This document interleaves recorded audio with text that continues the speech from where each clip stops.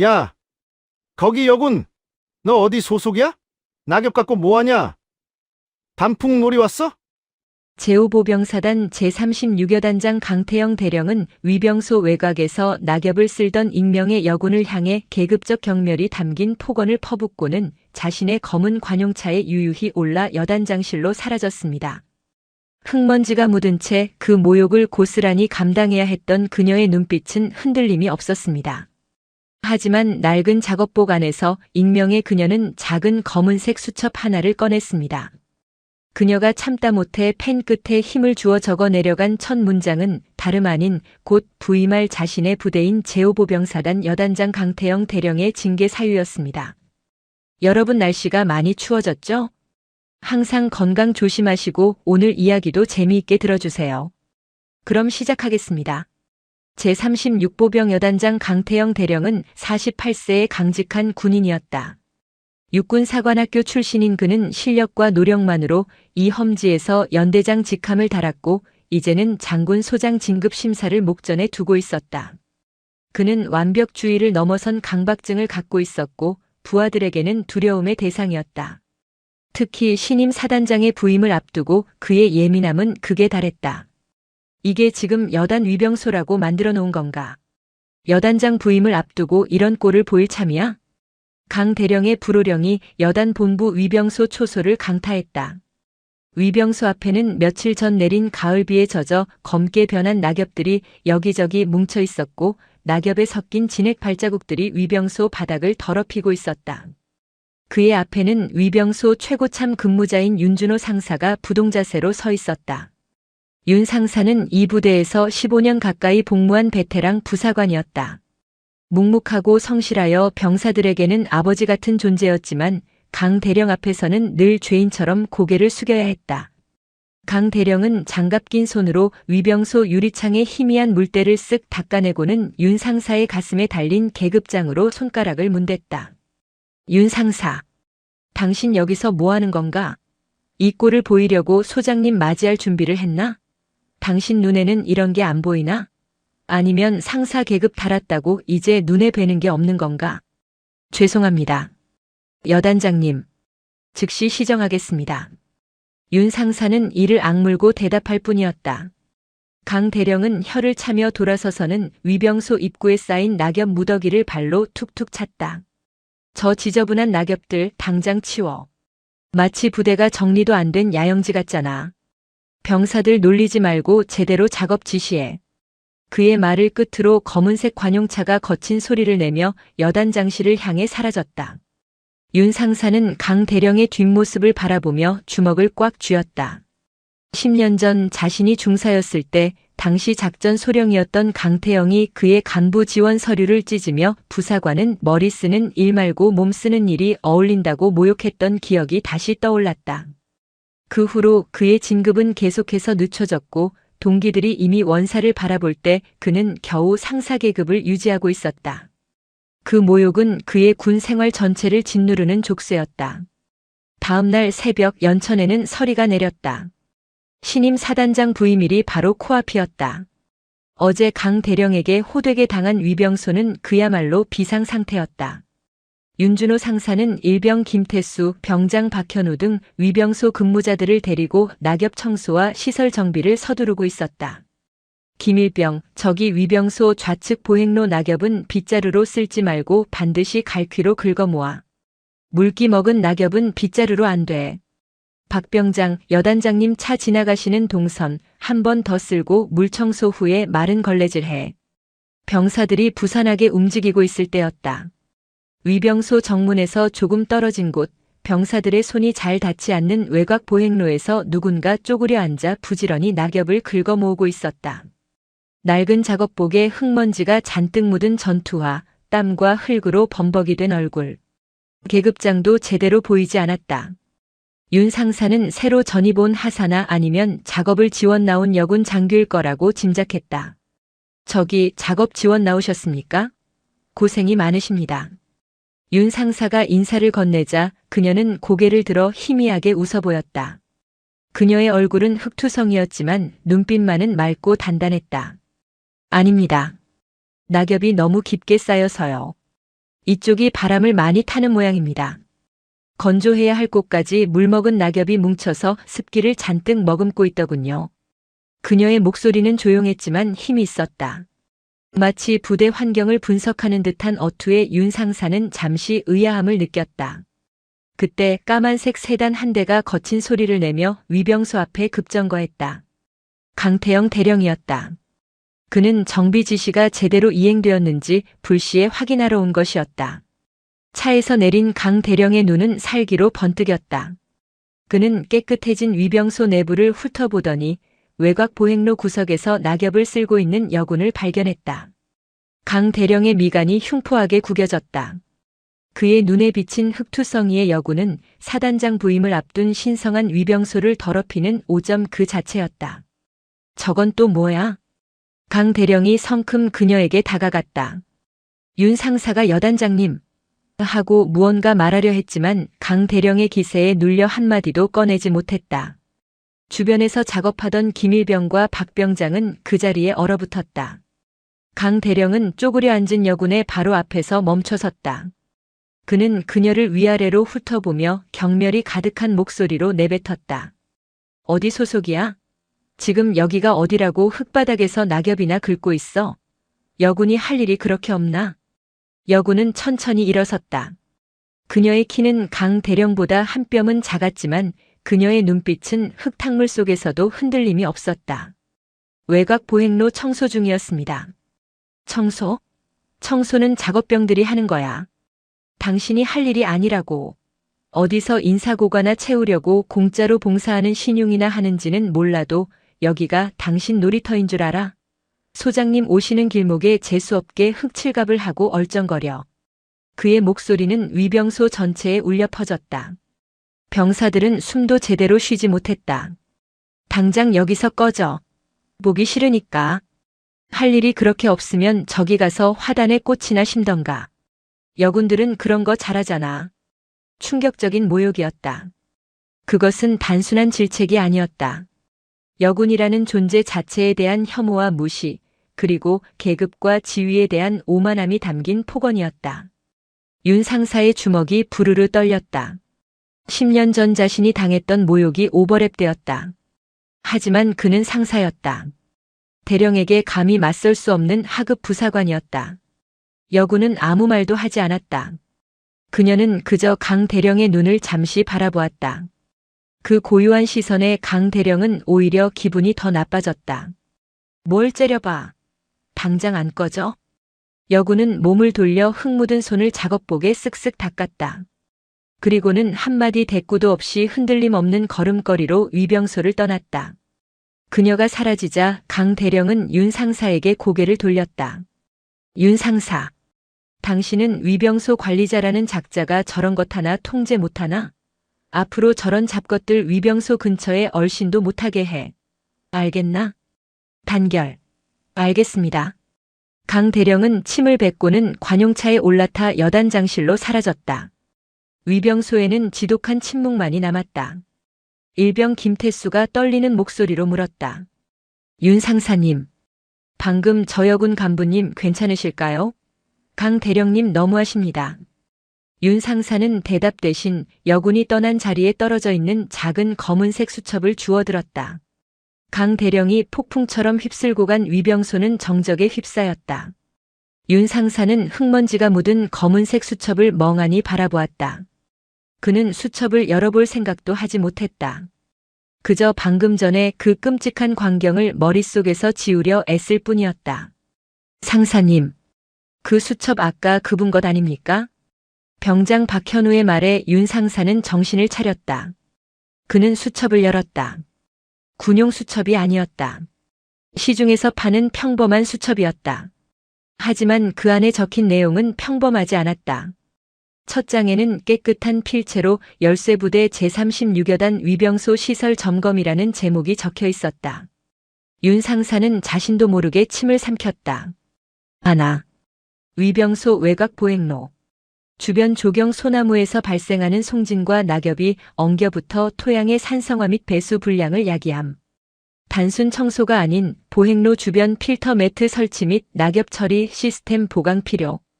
둘. 통신선 피복 노후화 심각.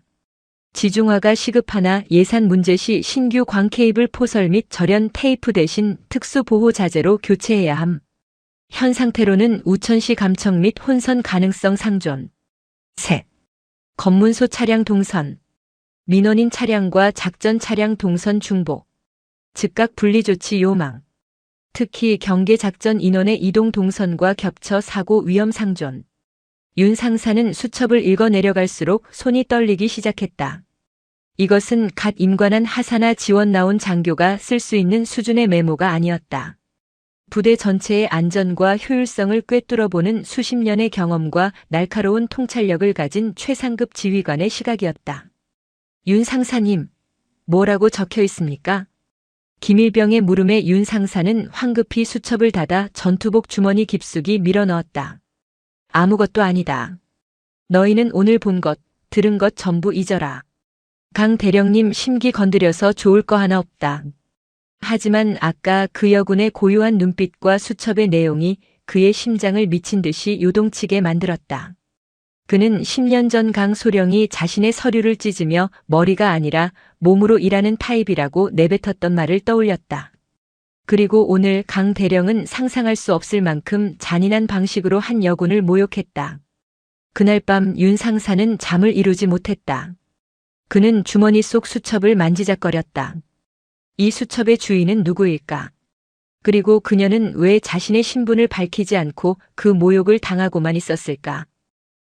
만약에 그 여군이 사단장 소장과 관련이 있는 상상조차 할 수 없는 높은 사람이라면 그 같은 시각 강태영 대령은 자신의 관사에서 흡족한 미소를 지으며 위스키 잔을 기울이고 있었다. 그는 오늘 위병소에서 벌인 일을 조금도 후회하지 않았다. 오히려 잘했다고 생각했다. 군기는 사소한 것에서 시작된다. 사단장 부임이라는 중대한 행사를 앞두고 흙탕물이나 뒤집어 쓴 여군이 얼쩡거리는 것 자체가 군기문란이었다. 그는 새로 부임하는 사단장이 여성이라는 소문을 떠올렸다. 국방부에서 정치적인 이유로 무리하게 여성 장군을 만들었고 그 첫 번째 실험 대상으로 열쇠부대가 선택되었다는 흉한 소문이었다. 하필이면 왜 우리 부대야? 강 대령은 위스키를 한 번에 털어넣었다. 그의 마음속에는 실력으로 여기까지 올라왔다는 자부심과 정치로 쉽게 장군 계급을 다는 이들에 대한 경멸이 뒤섞여 있었다. 그는 내일 있을 취임식에서 그 정치적 사단장에게 제36보병 여단의 완벽한 군기를 보여줄 생각에 오히려 투지가 불타올랐다. 강 대령은 여단 핵심 참모들을 모두 불러 모아 저녁 식사를 겸한 회의를 소집했다. 장소는 여단장실 옆에 딸린 작은 접견실이었다.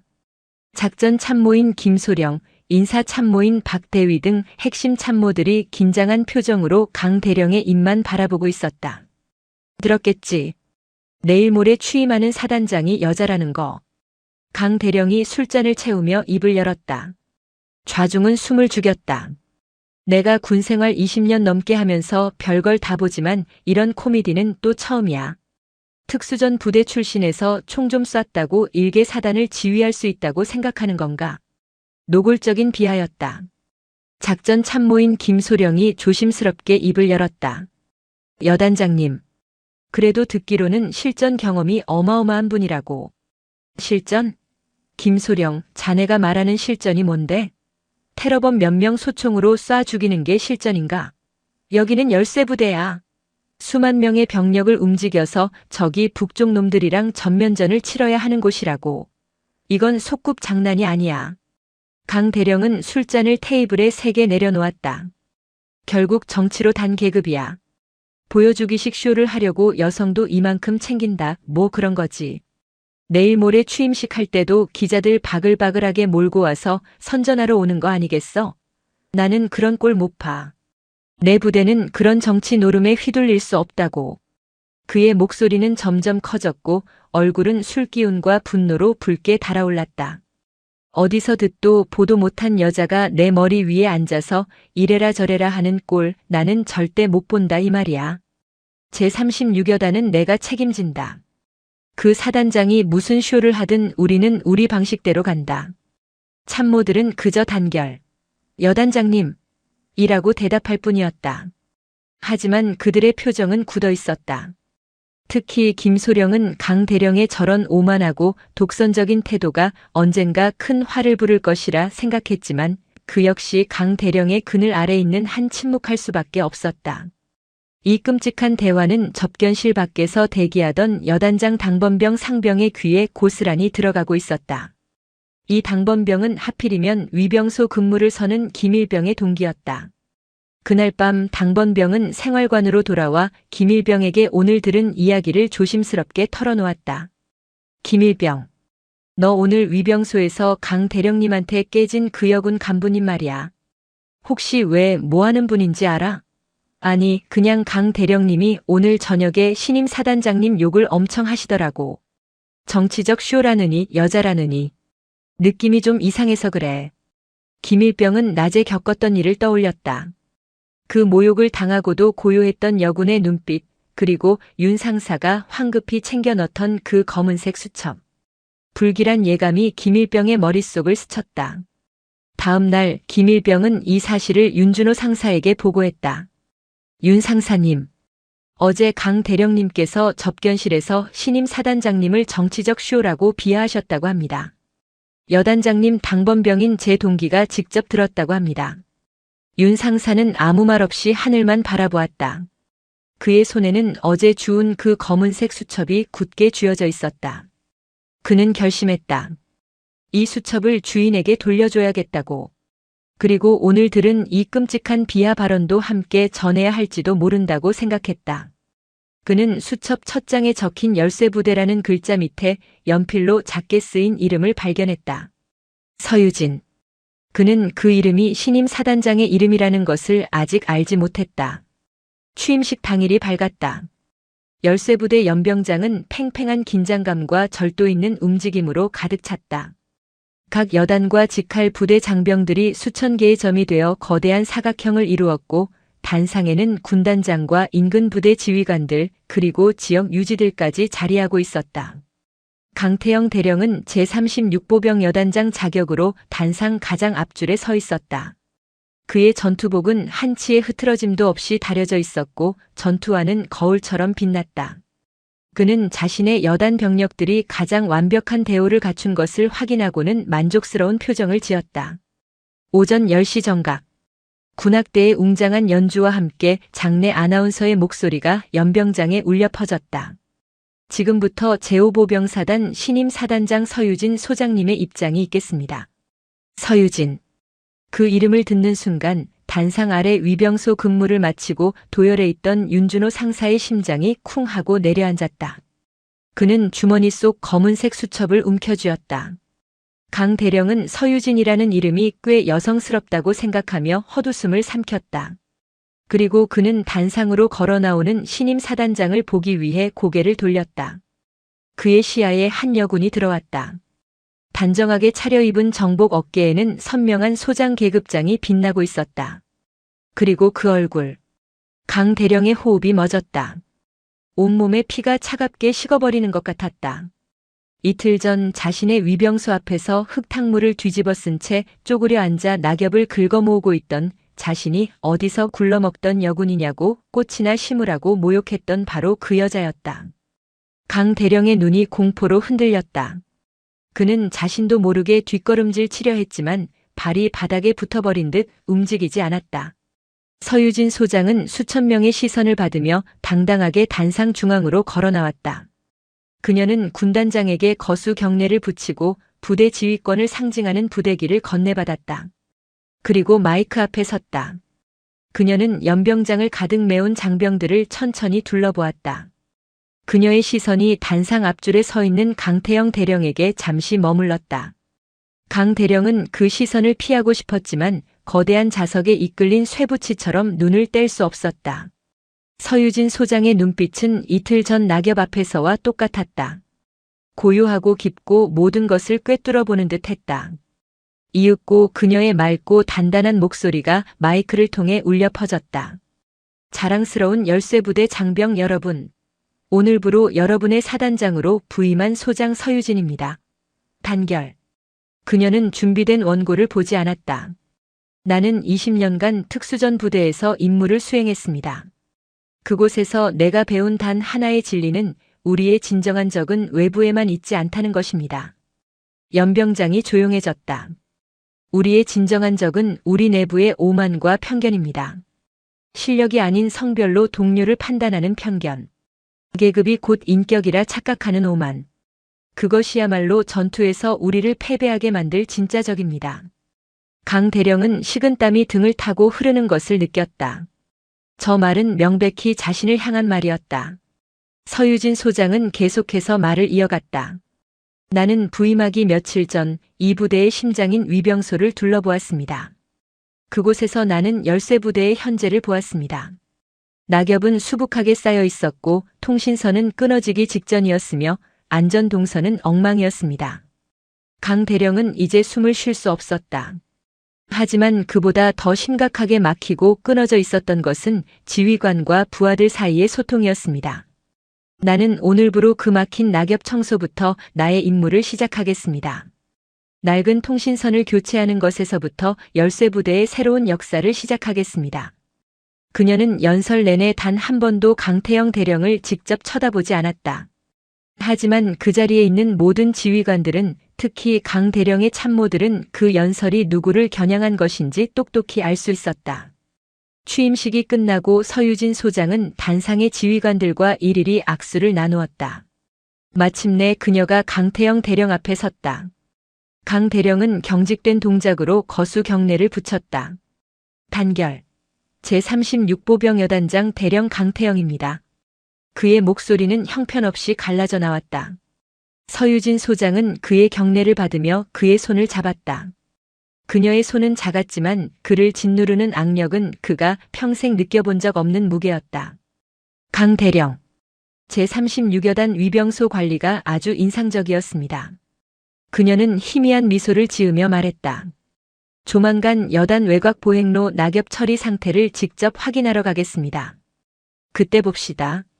신임 사단장과의 첫 공식 대면은 지옥 그 자체였다.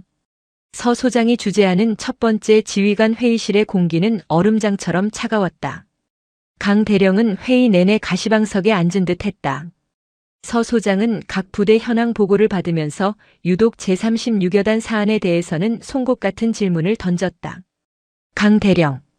보고서에 의하면 36여단 전투 준비 태세는 완벽하군요. 단결. 네. 사단장님. 언제든 싸워 이길 준비가 되어 있습니다. 그래요? 그런데 내가 위병소에서 본 바로는 당장 비만 조금 더 와도 통신이 두절될 것 같던데 통신도 없이 어떻게 싸워 이길 준비를 한다는 겁니까? 그 통신선 점검을 대령인 내가 직접 낙엽 쓸다가 확인해야 하는 수준이었습니까? 그것은 즉각 시정 조치하도록 하겠습니다. 즉각이 언제입니까? 내가 이미 며칠 전에 문제점을 확인했는데 강 대령은 아직 보고도 못 받았습니까? 아니면 보고를 받고도 묵살한 겁니까? 강 대령의 얼굴이 불그락푸르락 달아올랐다. 회의실에 모인 다른 여단장들과 참모들은 숨을 죽이고 이 살벌한 광경을 지켜볼 뿐이었다. 회의가 끝나고 강 대령은 도망치듯 여단장실로 돌아왔다. 그는 문을 걸어 잠그고 책상을 주먹으로 내리쳤다. 젠장, 젠장, 젠장. 그는 자신이 모욕했던 여군이 사단장이라는 사실보다 그 사단장이 자신을 철저히 무시하고 공개적으로 망신을 주었다는 사실에 더 큰 굴욕감과 분노를 느꼈다. 감히 나를 건드려? 좋아. 어디 한번 해보자 이거지. 한편 윤준호 상사는 깊은 고뇌에 빠졌다. 그는 취임식이 끝난 직후 사단장실 비서실을 통해 서유진이라는 이름이 적힌 수첩을 조심스럽게 전달했다. 그리고 그는 결심을 내려야 했다. 강태영 대령의 만행을 이대로 덮어야 할 것인가, 아니면 이 기회에 10년 묵은 원한과 위병소에서 벌어진 모든 진실을 밝혀야 할 것인가. 그는 위병소 근무를 함께 섰던 김일병과 박 병장을 불렀다. 너희 그날 위병소에서 있었던 일 전부 기억하나? 특히 강 대령님이 그 여군 간부님에게 했던 말들. 단결. 윤 상사님. 똑똑히 기억합니다. 낙엽이나 쓸라는 말도 재수 없다는 말도 전부요. 만약 감찰실에서 너희에게 그날의 진실을 묻는다면 사실대로 말할 수 있겠나? 상대는 강 대령님이다. 너희 남은 군 생활이 지옥이 될 수도 있다는 것을 의미한다. 김일병과 박 병장은 잠시 망설였다. 일개 병사가 여단장을 상대로 증언을 한다는 것은 불가능에 가까운 일이었다. 윤 상사님. 저희는 윤 상사님을 믿습니다. 그리고 그날 그 여군 간부님은 지금 우리 사단장님이십니다. 강 대령님이 잘못하신 게 맞습니다. 박 병장의 확고한 대답에 윤 상사는 결심을 굳혔다. 그는 10년 동안 고이 간직해왔던 빛바랜 서류 봉투를 꺼냈다. 그 안에는 10년 전 강소령이 부적합 판정을 내렸던 자신의 인사기록 카드 사본과 당시 동료들의 긍정적인 평가서가 들어있었다. 윤 상사는 밤을 새워 진정서를 작성했다. 1. 10년 전 강소령의 직권 남용으로 인한 부당 인사불이익 사건. 2. 며칠 전 위병소에서 벌어진 신임 사단장에 대한 모욕 사건. 3. 강 대령이 접견실에서 참모들을 모아놓고 신임 사단장을 정치적 쇼라고 비하한 상관 모독 사건. 그는 두 사건의 목격자와 증거들을 꼼꼼하게 적어내려갔다. 다음 날 아침 윤준호 상사는 사단 감찰실의 문을 두드렸다. 사단 감찰실장 오세연 대령은 윤준호 상사가 제출한 진정서를 읽고 책상에서 벌떡 일어났다. 오 대령은 육군사관학교 출신의 원칙주의자로 군 내부의 부조리를 척결해야 한다는 사명감이 투철한 인물이었다. 진정서의 내용은 그야말로 메가톤급 폭탄이었다. 윤 상사. 이 진정서의 모든 내용이 단 하나도 빠짐없이 사실인가? 단결. 감찰실장님. 제 군생활 전부를 걸고 맹세합니다. 위병소 모욕 사건을 목격한 병사들의 진술을 확보할 수 있나? 강태영 대령이 어떤 사람인지 나도 잘 아네. 병사들이 겁을 먹고 입을 닫아버리면 아무 소용이 없어. 제가 책임지고 그 병사들의 신변을 보호하고 진술을 받아내겠습니다. 그들 역시 그날의 부당함을 똑똑히 목격했습니다. 오세연 대령은 즉각 서유진 사단장에게 직보했다. 서 소장은 진정서를 꼼꼼히 읽어내려갔다. 그녀는 윤준호라는 이름이 낯설지 않았다. 바로 자신이 위병소에서 잃어버렸던 검은색 수첩을 비서실을 통해 돌려준 그 부사관이었기 때문이다. 사단장님, 이 사건 어떻게 처리하시겠습니까? 강 대령은 군단장 라인이라는 소문이 있습니다. 섣불리 건드렸다가는 사단장님의 입지가 흔들릴 수도 있습니다. 서유진 소장은 창밖의 연병장을 바라보았다.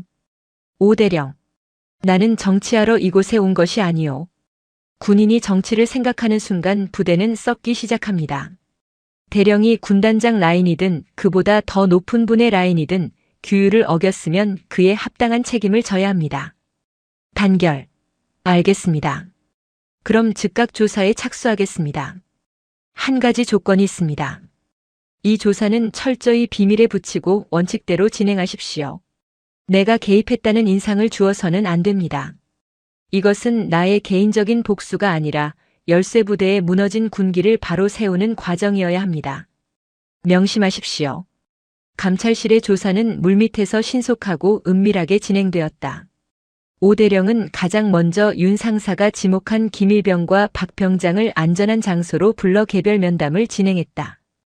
윤 상사가 미리 그들의 심리적 안정을 돕고 설득한 덕분에 두 병사는 떨리는 목소리로 그날 위병소에서 강 대령이 내뱉었던 폭언들을 하나도 빠짐없이 진술했다. 정말로 어디서 굴러먹던 여군이라는 표현을 썼나? 단결. 네. 그렇습니다. 재수없다, 꽃이나 심어라는 말도 똑똑히 들었습니다.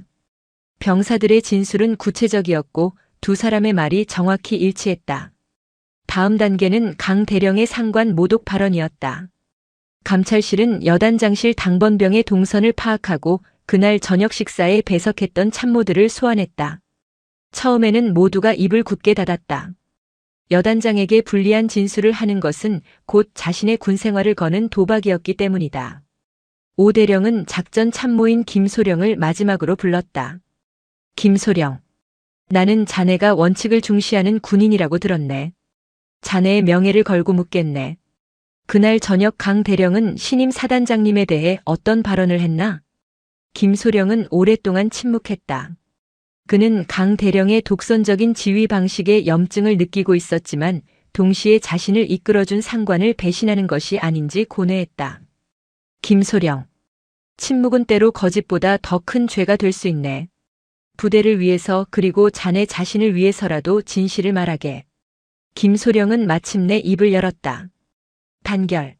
정치적 쇼라는 단어를 사용하셨습니다. 여자라는 이유로 폄하하는 발언도 수차례 하셨습니다. 이 결정적인 진술은 조사의 마지막 퍼즐 조각이었다. 오세연 대령은 마지막으로 윤 상사의 10년 전 인사 기록을 검토했다. 명백한 부당함이었다. 당시의 동료 부사관들과 장교들의 평가서까지 확보하자 강태영이라는 인물의 오만과 독선이 어제 오늘의 일이 아니었음이 명백해졌다. 모든 증거가 확보되었다. 병사들의 진술, 핵심 참모의 증언, 그리고 과거의 인사비리 자료까지. 강태영 대령을 올까맬 그물은 촘촘하게 짜였다. 강태영 대령은 감찰실의 조사가 자신을 향하고 있다는 것을 까맣게 모르고 있었다. 그는 서유진 사단장이 자신을 공개적으로 망신 준 것에 대한 분노로 오히려 더 맹렬하게 제36여단 병사들을 쥐어짜고 있었다. 사단장이 여자라고 부대 전체가 계집애들처럼 빠져가지고 정신 똑바로 차려. 여기서 진짜 군인은 나 하나뿐인 것 같으니까. 그의 오만은 하늘을 찔렀다. 그는 서유진 사단장이 자신에게 감히 손대지 못할 것이라 확신했다. 자신은 실력으로 증명된 최고의 여단장이었고 군단장 역시 자신을 신임하고 있었기 때문이다. 바로 그 자신감이 절정에 달했을 때 감찰실의 소환장이 날아들었다. 제36보병 여단장 강태영 대령. 상기인은 금일 오후 2시 사단 감찰실 조사에 즉각 응해주시기 바랍니다. 강 대령은 소환장을 구겨버렸다. 이것들이 감히.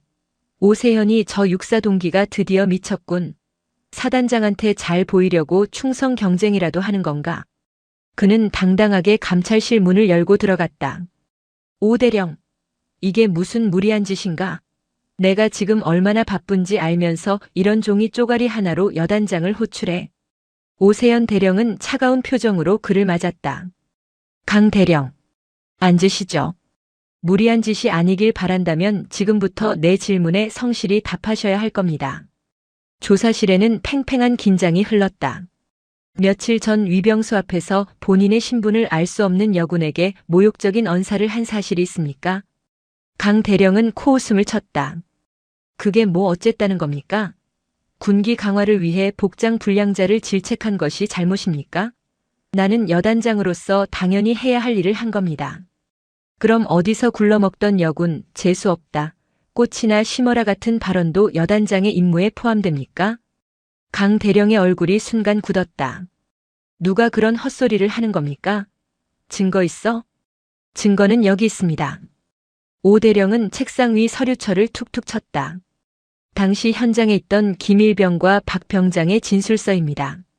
두 병사의 진술이 토시 하나 틀리지 않고 일치하는군요. 겨우 일개 사병놈들 말을 믿고 지금 현역 대령을 겁박하는 겁니까? 그럼 이것도 보시죠. 오 대령은 다음 서류를 넘겼다. 여단 참모들과의 식사 자리에서 신임 사단장님을 정치적 쇼라고 비하하고 여자라는 이유로 폄하 발언을 한 사실이 있습니까? 강 대령은 심장이 철렁했다. 그건 사적인 자리에서 편하게 나눈 이야기일 뿐입니다. 그걸 문제 삼는 건 사적인 자리든 공적인 자리든 군인 복무기본법 제22조 상관 모독죄에 해당한다는 건 강 대령이 더 잘 알 텐데요. 당시 배석했던 김소령의 진술서도 확보되어 있습니다.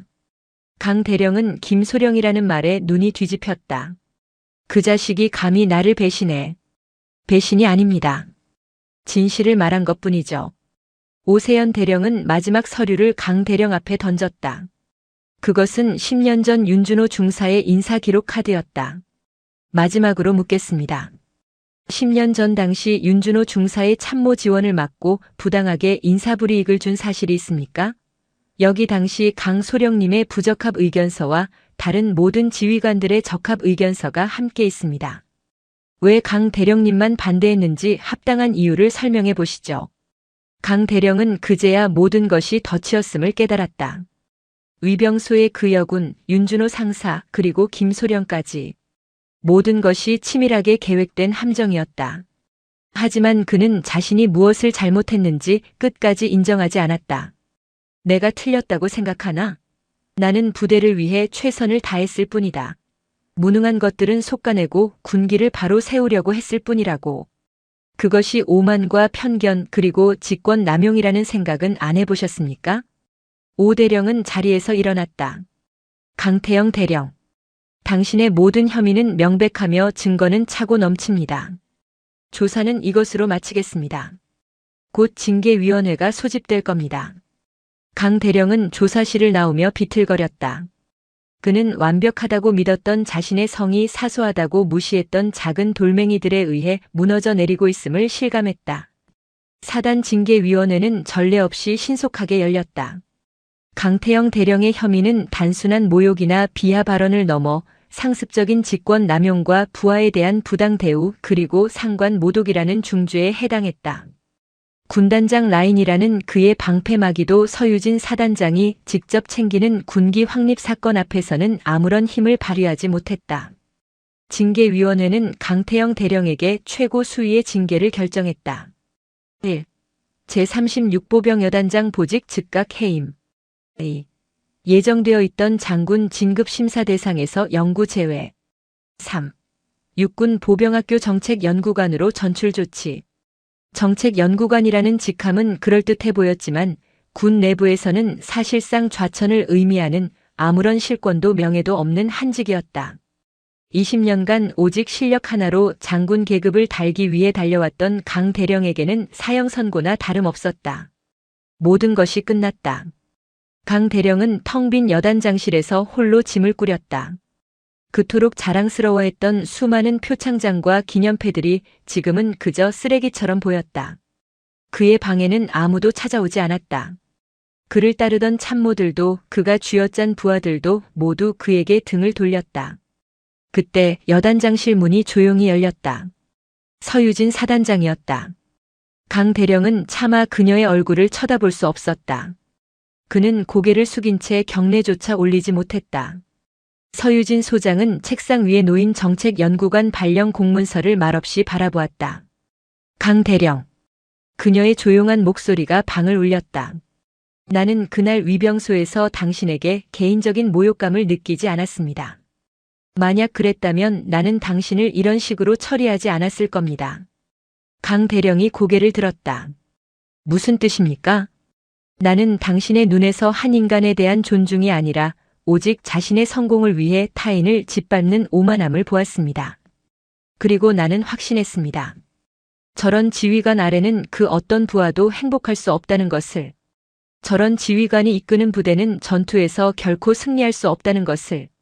서 소장은 강 대령에게 다가와 그의 어깨에 달린 대령 계급장을 바라보았다.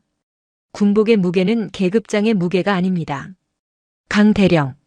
그 계급장을 달기까지 함께한 부하들의 신뢰와 그들의 생명을 책임져야 하는 무거움입니다. 당신은 그 무게를 한 번이라도 느껴본 적이 있습니까? 강 대령은 아무 대답도 하지 못했다. 보병학교로 가거든 처음부터 다시 배우십시오. 계급장이 아니라 사람이 먼저라는 것을. 그것이 내가 당신에게 주는 마지막 기회입니다. 서유진 소장은 경례도 받지 않고 돌아섰다. 강 대령은 그녀가 떠난 자리에 주저앉아 난생 처음으로 소리내어 울었다. 그것은 분노의 울음도 억울함의 울음도 아니었다. 자신의 오만했던 과거가 송두리째 무너져 내리는 절망의 울음이었다. 며칠 후 강태영 대령은 아무도 모르게 열쇠부대를 떠났다. 그리고 윤준호 상사는 10년 만에 처음으로 감찰실로부터 자신의 인사 기록이 정당하게 재검토될 것이라는 통보를 받았다. 위병소의 김일병과 박병장은 사단장 표창과 함께 조기 진급의 영예를 안았다. 열쇠부대에 막혔던 소통의 배수로는 그렇게 뚫리기 시작했다. 시간이 흘러 겨울이 찾아왔다. 전라남도 장성에 위치한 육군 보병학교는 연천의 살을 애는 듯한 추위와는 다른 온화하지만 스산한 기운이 감돌았다. 강 대령은 정책연구관이라는 이름이 붙은 작은 독방 같은 연구실에서 의미 없는 서류들만 뒤적이고 있었다. 그에게 말을 거는 사람은 아무도 없었다. 그는 한때 최전방 여단을 호령하던 대령이었지만 지금은 그저 보직 해임된 문제아일 뿐이었다.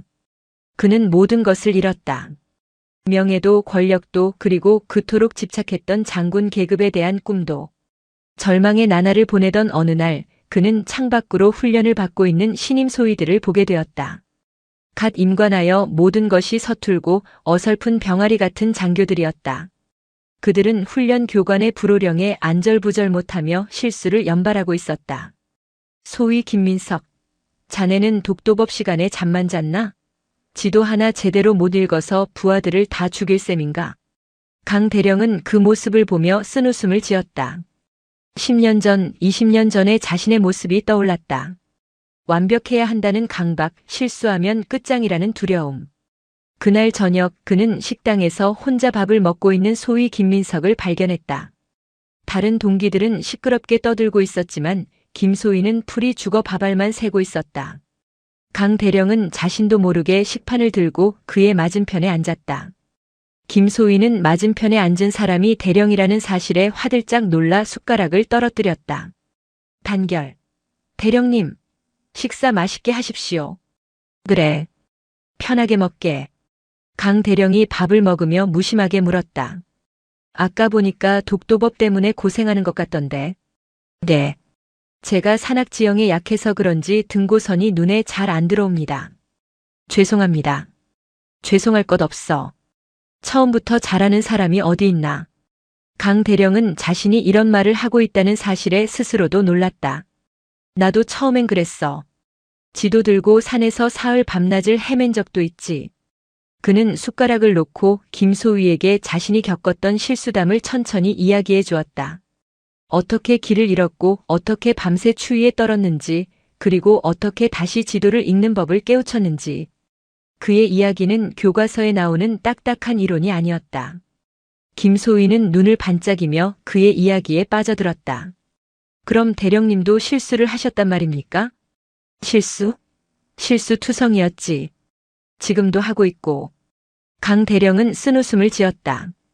그는 김소희에게 냅킨을 한 장 뽑아주며 그 위에 간단하게 등고선 읽는 법을 그려주었다. 중요한 건 실수를 안 하는 게 아니야, 김소희. 실수를 인정하고 다시 일어나는 법을 배우는 거지. 그리고 절대로 내 부하들 앞에서 오만한 모습을 보이지 말게. 지휘관의 오만은 부하들의 피를 부른다네. 그날 이후 강 대령은 달라졌다. 그는 연구실에 틀어박혀 있는 대신 훈련장으로 나갔다. 그는 자신의 20년 경험을 교관처럼 가르치는 것이 아니라 선배로서 먼저 실수를 겪어본 사람으로서 젊은 소위들에게 조언을 아끼지 않았다. 그의 주변으로 사람들이 모여들기 시작했다. 그의 조언을 듣기 위해, 그의 경험을 배우기 위해. 그는 더 이상 보직 해임된 대령이 아니었다. 그는 가장 인간적인 교관으로 불리기 시작했다. 1년이 지난 어느 봄날 강 대령은 육군 본부로부터 한 통의 편지를 받았다. 서유진 소장이 보낸 축전이었다. 강 대령, 보병학교에서 새로운 가치를 찾았다는 소식을 들었네. 어깨에 다는 계급보다 마음에 다는 신뢰가 더 빛난다는 것을 깨달았으리라 믿네. 건승을 비네. 편지 안에는 작은 사진이 한 장 들어 있었다. 윤준호 상사가 환하게 웃으며 원사 계급장을 달고 있는 진급식 사진이었다. 강 대령은 그 사진을 보며 처음으로 마음에서 우러나오는 미소를 지었다. 그의 몰락은 끝이 아니었다. 그것은 가장 고통스러운 방식의 새로운 시작이었다. 오늘 사연 모음집의 이야기 어떠셨나요? 구독과 좋아요, 그리고 당신은 어디서 보고 계신지 댓글로 남겨주세요. 여러분의 응원이 사연 모음집에는 큰 힘이 됩니다. 감사합니다. 3대 독자 애새끼가 군인이냐?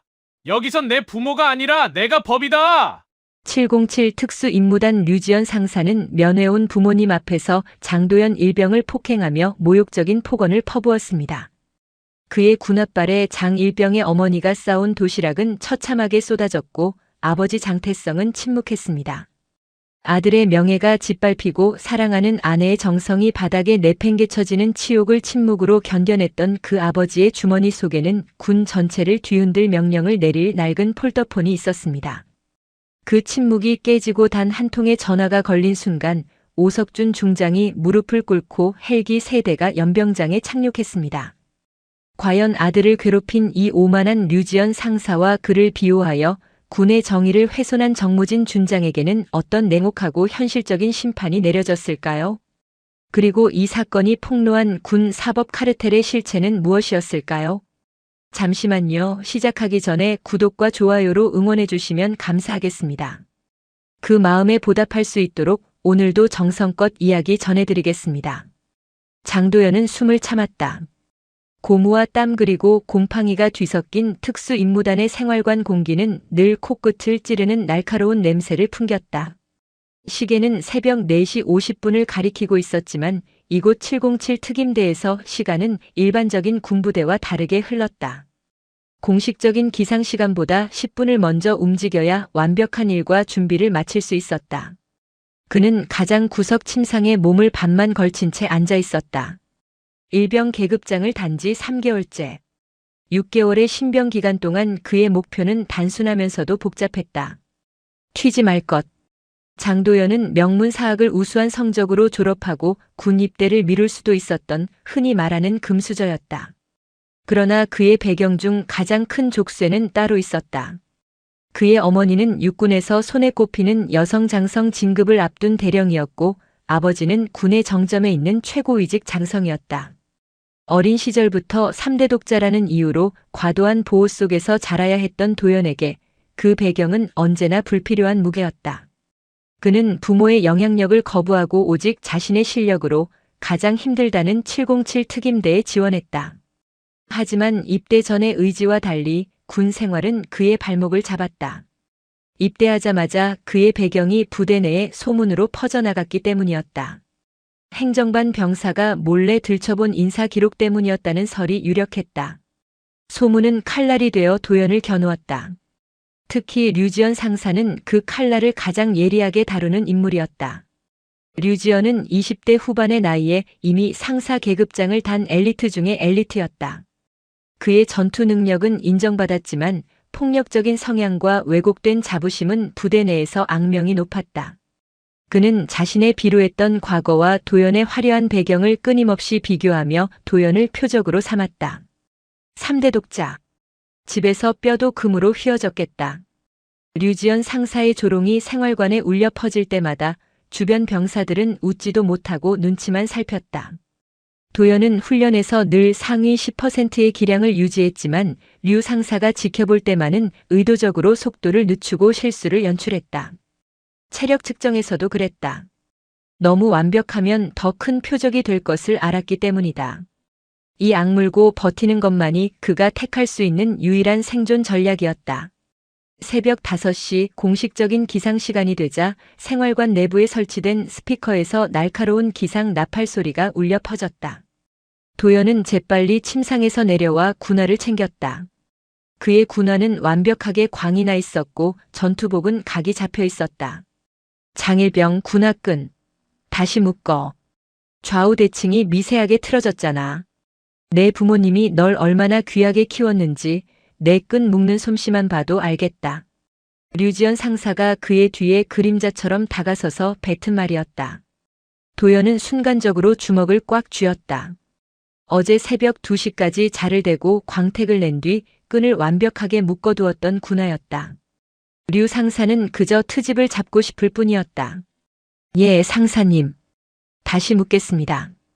도연은 차렷 자세를 유지한 채 떨리는 손으로 군화끈을 풀었다. 그의 목소리는 미세하게 떨렸지만 표정만은 무표정을 유지했다. 류 상사는 만족스러운 듯 비열하게 웃으며 그의 어깨를 툭 쳤다. 3대 독자 나셨다고 소문이 파다하더라. 내 부모가 합참 라인이라던데 내가 널 건드리면 내 진급이 꼬인다고 수군거리는 거 아니야? 내가 그렇게 귀한 몸이면 이 좁은 생활관에 숨 쉬는 것부터가 민폐 아니냐? 도연은 아무 말도 하지 못했다. 그의 어머니는 육군 대령으로 아버지는 국군 조직의 최정점에 있는 대장이었다. 하지만 도연은 그 사실을 부모의 힘으로 쓰는 것이 아니라 그 배경을 지우는 것에 온 힘을 쏟아야 했다. 아침 구보 시간. 연병장을 뒤덮은 안개 속에서 특임대원들의 구보 소리가 규칙적으로 울려 퍼졌다. 도연은 대열의 가장 뒤쪽 류 상사의 시야에서 벗어난 곳에서 뛰었다. 장일병, 너 오늘 왜 이렇게 느려? 내가 뛸 때마다 내 전투복이 축 처지는 게 보이는데 힘이 안 들어가냐? 도연은 일부러 페이스를 늦췄다. 류 상사는 그의 옆으로 다가와 함께 뛰며 조용히 속삭였다. 솔직히 말해봐. 넌 군대 면제받을 수 있었잖아. 부모가 그 정도 힘도 없냐? 아니면 내가 그냥 쉬하는 거냐? 나는 내가 여기서 버티는 것 자체가 모순이라고 본다. 아닙니다. 상사님. 저는 제 의지로 지원했습니다. 도연이 땀에 젖은 얼굴로 대답했다. 의지? 이게 풀 뜯어먹는 소리 하고 있네.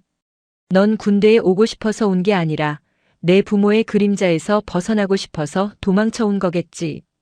그런데도 여기 와서도 내 그림자만 더 커지는 건 왜일까? 류 상사는 구보 도중 갑자기 방향을 틀어 도연의 어깨를 밀쳤다. 도연은 중심을 잃고 비틀거렸지만 넘어지지는 않았다. 주변 병사들은 이 모든 상황을 외면했다. 그들이 도연을 싫어해서가 아니었다. 류 상사에게 찍히면 군 생활이 끝장난다는 것을 알았기 때문이었다. 훈련이 끝난 후 류 상사는 도연을 개인적으로 호출했다. 그가 도연을 데려간 곳은 부대 뒤편에 폐쇄된 창고였다. 장일병, 내가 귀하게 자라서 이런 허드렛 일은 해본 적 없겠지. 류 상사가 비아냥거렸다. 아닙니다. 상사님, 명령을 내리십시오. 내 관사로 가서 개인 짐을 옮겨라. 어제 비가 와서 관사 뒤편이 엉망이 됐다. 흙 묻은 짐들을 옮겨야 하는데 누가 내 고귀한 손을 빌려주겠냐? 물론 이건 공식적인 지시가 아니야. 물자 관리를 위한 특별 임무다. 도연은 눈을 감고 명령을 따랐다. 사적인 지시였지만 거절하면 다음 날 더 공개적인 망신을 당할 것을 알았다. 류 상사는 규정의 회색 지대를 교묘하게 이용하고 있었다. 류 상사의 관사는 부대 외곽의 경치 좋은 곳에 위치해 있었다. 도연은 땀으로 뒤범벅이 된 채 류 상사의 개인 소지품과 낡은 가구들을 옮겼다. 그 과정에서 류 상사는 도연에게 끊임없이 정신적인 압박을 가했다. 이봐 장일병. 너는 왜 이렇게 미련하게 사냐? 내 아버지가 누군지 말 한마디만 하면 내가 너한테 이러겠냐? 너도 내 부모의 힘을 쓰는 게 맞지. 안 그러면 나 같은 놈들이 널 이렇게 이용할 뿐이야. 힘이 있는데 안 쓰는 건 죄악이다. 상사님, 저는 제 실력으로 인정받고 싶습니다. 류 상사는 그 말을 듣고 크게 비웃었다. 실력? 실력은 내가 여기서 구르는 동안 내 아버지가 진급심사에서 도장을 찍는 힘이 바로 실력이야. 너한테 실력은 태어날 때부터 주어진 부모의 배경이 전부다. 그걸 부정하는 건 기만이야. 그의 말은 도연의 가슴에 깊숙이 박혔다. 도연이 원하는 것은 오직 평범한 군인이 되는 것이었는데 그의 배경은 그가 무엇을 하든 그림자처럼 따라다니며 그의 노력을 무의미하게 만들었다. 도연이 관사 청소를 마치고 부대로 돌아왔을 때 그는 사물함 깊숙한 곳에서 구겨진 쪽지 한 장을 발견했다. 내가 오면 다 복잡해져. 조용히 지내. 내가 버티는 건 우리 모두에게 불필요한 긴장이야. 익명의 협박이었다. 도연은 쪽지를 읽고 미세하게 떨리는 손으로 그것을 구겨 전투복 주머니에 넣었다.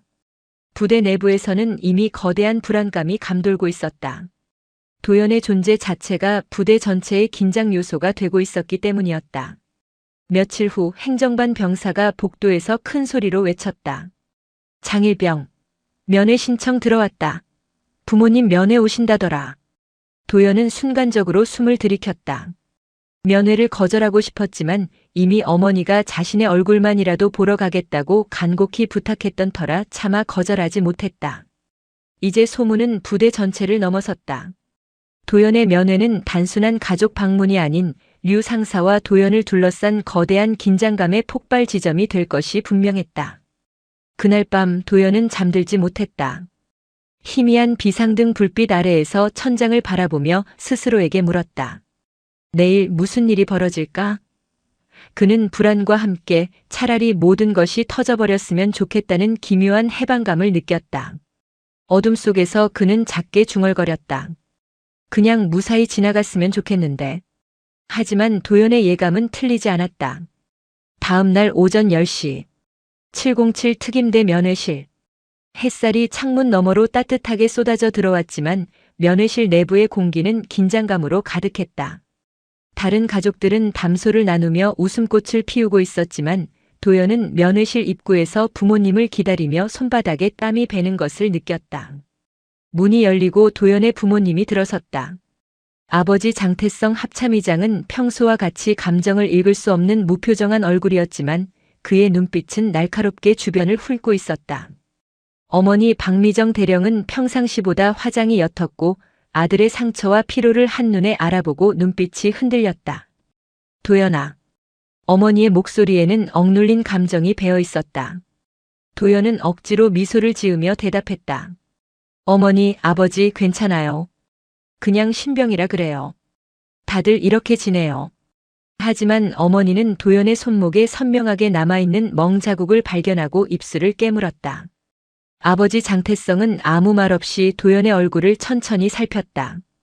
그의 침묵은 어떤 말보다도 무거웠다. 테이블 위에는 어머니가 정성껏 준비해온 도시락이 놓였다. 갓 지은 밥과 잡채 그리고 보온병에 담긴 뜨끈한 국물 냄새가 면회실에 퍼졌다. 도연이 젓가락을 들어 잡채를 집으려는 순간 면회실 문이 발로 차듯 거칠게 열렸다. 문짝이 벽에 부딪히며 둔탁한 소리를 냈고 면회실 전체의 시선이 일제히 문 앞에 선 인물에게 쏠렸다. 면회도 훈련이다. 장도연, 나와. 류지연 상사가 문 앞에 서서 차갑게 말했고 공기는 순식간에 얼어붙었다. 도연은 젓가락을 든 채 굳어 있었고 어머니 박미정 대령은 본능적으로 도연의 손을 잡았다. 예, 상사님. 도연은 천천히 일어섰다. 아버지 장태성 합참의장은 여전히 무표정했지만 그의 눈빛은 류 상사의 모든 움직임을 놓치지 않고 기록하고 있었다. 연병장으로 가자. 지금 당장. 귀한 몸이 왔으니 특별히 면회도 특수훈련으로 진행해줘야지. 류 상사의 목소리에는 조롱이 가득했다. 도연이 면회실을 나서려 하자 류 상사는 일부러 테이블 모서리를 발로 찼다. 도시락이 기울어지며 어머니가 준비한 잡채가 바닥에 쏟아졌다. 참기름과 갖가지 나물이 뒤섞여 흙바닥으로 떨어지는 모습이 슬로 모션처럼 느껴졌다. 어머니 미정의 손이 떨렸고 그녀는 입술을 깨물며 눈물을 참았다. 도연은 연병장으로 끌려갔다. 뜨거운 햇볕 아래 주변에는 다른 병사들과 면회 온 가족들이 모여들기 시작했다. 류 상사는 도연을 연병장 중앙에 세우고 큰 소리로 외쳤다. 3대 독자 이딴 게 군인이냐? 여기선 내 부모가 아니라 내가 법이다. 도연은 고개를 숙인 채 주먹을 쥐었다. 손톱이 손바닥에 파고들 정도로 세게 쥐었다. 차렷 자세 잡아. 팔굽혀펴기 200개. 류 상사가 명령했고 도연은 묵묵히 자세를 취했다. 하지만 류 상사의 목적은 훈련이 아니었다. 도연이 10개를 채우기도 전에 류 상사는 군화로 도연의 정강이를 걷어찼다. 둔탁한 소리와 함께 도연이 중심을 잃고 무릎을 꿇었다. 일어나. 류 상사가 차갑게 말했고 도연은 이를 악물고 다시 일어서려 했다. 이번에는 군화가 도연의 옆구리를 강타했다. 도연의 얼굴이 고통으로 일그러졌지만 그는 소리를 내지 않았다. 면회실 입구에서 이 모든 광경을 지켜보던 어머니 미정은 비명처럼 외쳤다. 그만해요. 하지만 류 상사는 듣지 않았다. 그는 도연을 내려다보며 마지막 조롱을 던졌다. 내 부모가 강하면 뭐하냐? 여기선 내 밑이다. 3대 독자고 뭐고 여기선 그냥 개똥벌레야. 그 순간 아버지 장태성 합참의장은 조용히 주머니에서 낡은 폴더폰을 꺼냈다. 화면도 작고 버튼도 달아있는 오래된 기종이었다. 그는 단축번호 1번을 눌렀다. 신호음이 2번 울리고 전화가 연결되었다. 장태성 합참의장은 단 한마디만 했다. 목소리에는 감정이 없었지만 그 무게는 우주의 모든 것을 짓누르는 명령 그 자체였다. 오석준 중장. 즉시 707로 집결하라.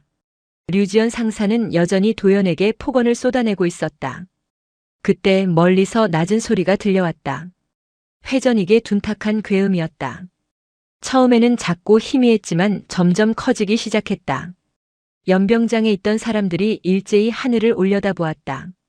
뭐지? 류 상사도 고개를 들며 중얼거렸다. 그의 얼굴은 불안감으로 굳어졌다. 하늘에서 세 대의 군단 기동 헬기가 편대를 이루며 707 연병장을 향해 접근하고 있었다. 돌풍이 일어나며 부대 깃발이 격하게 휘어졌고 흙먼지가 모래 폭풍처럼 일어났다. 병사들과 면회객들은 놀라 뒤로 물러났고 어머니 박미정 대령은 떨리는 손으로 도연을 일으켜 세웠다. 헬기 편대가 점점 가까워지자 굉음은 귀를 찢을 듯 울려 퍼졌다. 헬기 측면에는 선명한 군단 마크가 보였다. 아버지 장태성 합참의장은 여전히 무표정한 얼굴로 하늘을 바라보며 조용히 말했다. 이제 그만하자. 그 말은 류 상사를 향한 것도 도연을 향한 것도 아닌 이 모든 부조리를 향한 침묵의 선전포고였다. 헬기가 착륙할 고도를 낮추자 연병장 전체가 돌풍에 휩싸였다. 흙먼지가 소용돌이치며 시야를 가렸고 모든 사람들이 숨을 죽였다. 선두 헬기가 먼저 착륙했다. 기체 측면의 군단 마크가 햇빛에 반짝였다. 헬기 문이 열리고 별 2개를 단 오석준 중장이 헬멧을 벗으며 뛰어내렸다.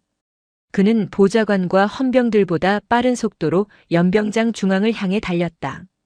오석준 중장은 도연의 아버지 장태성 합참의장 앞으로 곧장 달려가 거수 경례를 올렸다. 목소리는 떨렸지만 눈빛만은 단단했다. 합참의장님 명 받들고 도착했습니다. 그 한마디로 도연의 아버지의 정체가 만천하에 드러났다. 연병장 전체가 충격과 침묵에 휩싸였다. 장태성 합참의장은 고개를 끄덕였고 오석준 중장은 천천히 무릎을 꿇었다. 수백 명의 병사와 간부 그리고 면회객들이 지켜보는 가운데 군단장이 최고의 장성 앞에서 무릎을 꿇은 것이다. 지휘관으로서 부대 관리 소홀의 책임을 통감합니다. 모든 책임은 제가 지겠습니다.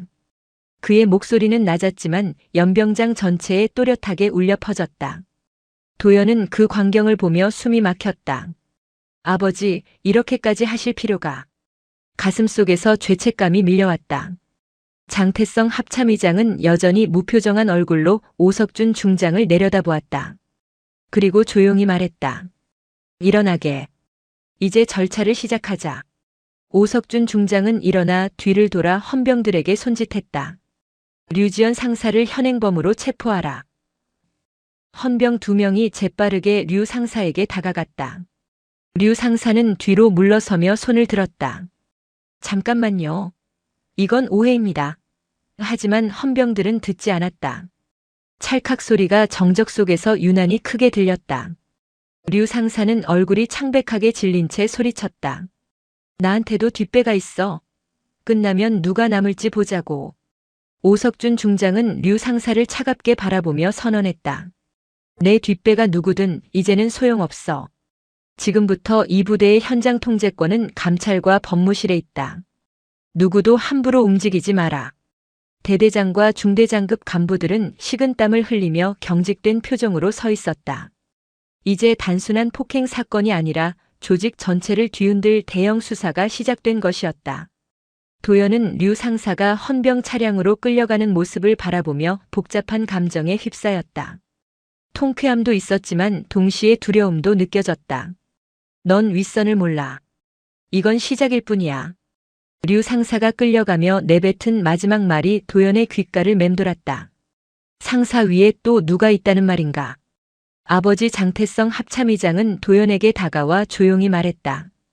이건 내 문제가 아니야. 도연아. 조직의 문제다. 내가 죄책감을 가질 필요 없어. 하지만 도연은 고개를 들 수 없었다. 어머니 박미정 대령은 도연의 얼굴을 두 손으로 감싸며 말했다. 아니야, 이건 내 잘못이 아니야. 오히려 내가 용기 있게 버텨준 거야. 연병장은 여전히 정적에 휩싸여 있었다. 헬기에서 내린 감찰 장비와 서류 상자들이 연병장에 가득 쌓였다. 오석준 중장은 주변을 둘러보며 선언했다. 이제부터 이 부대는 전면 감찰 체계로 전환된다. 모든 출입을 통제하고 외부 연락도 제한하라. 도연은 어머니의 손을 잡고 면회실 쪽으로 돌아가며 생각했다.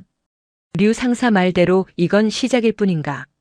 그는 깊은 숨을 들이쉬며 어떤 진실이 나오든 끝까지 견뎌내야 한다고 다짐했다. 707 특수임무단 기지는 거대한 얼음 속에 갇힌 듯 했다. 부대 전체가 전면 감찰 체계로 전환되자 모든 일과는 멈추고 오직 조사만이 진행되었다.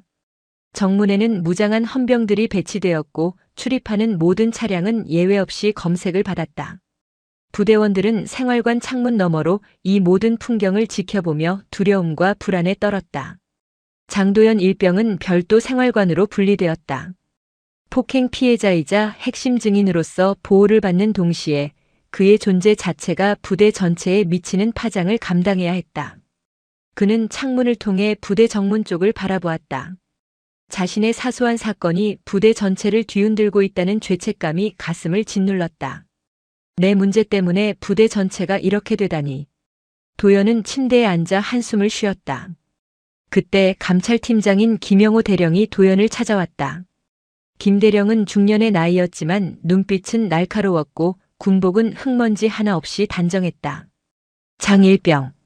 지금부터 내 진술은 이 모든 조사의 핵심이다. 용기를 내줘서 고맙네. 김 대령이 말했다. 저는 그냥 사실을 말한 것뿐입니다. 대령님. 그 사실이 무거운 진실을 덮고 있는 거대한 덮개를 걷어냈다. 내가 겪은 일이 개인적인 괴롭힘 차원을 넘어선 조직적인 문제일 가능성이 높아졌다는 뜻이지. 지금부터 내가 류지연 상사에게서 들었던 모든 것을 빠짐없이 말해주어야 한다. 도연은 깊은 숨을 들이쉬고 침착하게 진술을 시작했다. 처음에는 사소한 트집, 사적인 지시, 그리고 3대 독자라는 배경이 알려지면서 격화된 조롱과 압박에 대해 말했다. 류 상사는 늘 자신이 윗선과 연결되어 있음을 암시했습니다. 특히 진급이나 징계를 언급할 때마다 내 뒤에는 판사가 있다거나 법원 쪽에서 확인받았다는 말을 했습니다. 한 달 전쯤 복도에서 전화 통화하는 것을 들었는데 판사님께 확인받았음, 안심하라는 말을 했습니다. 도연은 그 내용을 정확하게 기억해냈다. 김 대령의 눈빛이 날카롭게 빛났다. 판사. 그게 핵심이군. 같은 시각 지휘통제실에서는 군단장 오석준 중장 주재 하에 긴급 회의가 열렸다. 회의실 테이블 위에는 부대 서버 기록, 징계 기록, 그리고 인사 자료들이 쌓여 있었다. 군단 감찰팀 외에도 육군 본부 법무실에서 파견된 장우경 중령이 참석했다. 장 중령은 40대 초반의 나이로 중립적이고 정의로운 성품을 가진 국무관이었다. 그녀는 징계 감경 문서와 판례를 대조하는 역할을 맡았다. 장 중령. 류지연 상사의 과거 징계 기록부터 철저히 파헤쳐주게. 특히 징계 감경 사례를 집중적으로 봐. 오 중장이 단호하게 명령했다. 장우경 중령은 이미 전날 밤을 새워 류 상사의 과거 기록을 분석하고 있었다. 그녀는 보고서를 펼쳐 보였다. 중장님, 류지연 상사의 징계 기록에서 비정상적인 감경 사례가 총 3건 확인되었습니다. 모두 동일한 패턴을 보입니다. 2년 전 후임 폭행으로 갈비뼈 골절상을 입힌 사건은 강등 및 영창 30일이 선고될 예정이었으나 최종 판결에서 경고 처분으로 이례적으로 감경되었습니다. 1년 반 전 부대 예산 사적 유용 사건 역시 징계위원회에서 단순 실수로 처리되며 무마되었습니다. 오 중장이 주먹으로 책상을 내리쳤다. 말도 안 돼. 폭행과 예산 유용이 단순 경고라니. 더 결정적인 것은 이 모든 징계 감경 문서의 하단에서 동일한 암호화된 서명 패턴이 반복적으로 발견된다는 점입니다. 법무실 포렌식 팀이 복원한 결과 이 서명 패턴은 군사법원 수석 판사인 정무진 준장과 일치합니다. 장 중령이 보고했다. 회의실 전체가 충격과 침묵에 휩싸였다. 정무진 준장은 군 사법계에서 오랫동안 공정한 판사로 알려져 온 인물이었기에 충격은 더욱 컸다. 정무진 그자가 이런 짓을 했단 말인가? 오 중장이 탄식했다. 장 중령은 계속해서 보고했다. 단순히 류 상사만을 비호한 것이 아닙니다. 부대 서버를 분석한 결과 삭제된 파일 중 징계 감경 관련 문서들이 다수 복원되었고 여단 인사 담당 장교의 계좌에서 정무진 준장 측으로 법률 자문 명목의 자금이 흘러들어간 기록도 확보했습니다. 총 5천만 원 규모로 추정됩니다.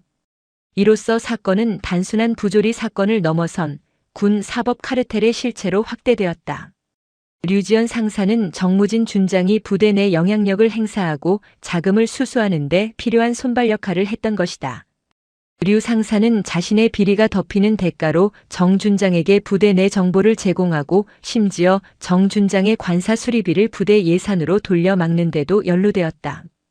오석준 중장은 즉시 합참의장에게 전화를 걸어 이 심각한 사태를 보고했다. 의장님, 사태가 예상보다 심각합니다. 정무진 준장을 중심으로 한 조직적 비리가 확인되었습니다. 군 사법계의 뿌리 깊은 카르텔이 707 부대 전체를 장악하고 있었습니다. 합참의장은 침착하게 대응했다. 알겠네. 증거를 철저히 확보하고 국방부 감찰실과 협조하게. 이건 이제 707만의 문제가 아니야. 한편 장우경 중령은 헌병 포렌식 팀이 복원한 류지연 상사의 휴대폰 기록을 분석했다. 그 안에서 정무진 준장과 류 상사 사이에 오간 암호화된 메신저 내용이 발견되었다. 이번 건 처리했음. 안심하라. 다음 인사 때 밀어주마. 결정적 증거입니다. 장중령은 이를 출력하여 보고서에 첨부했다. 이제 퍼즐이 완성되었다.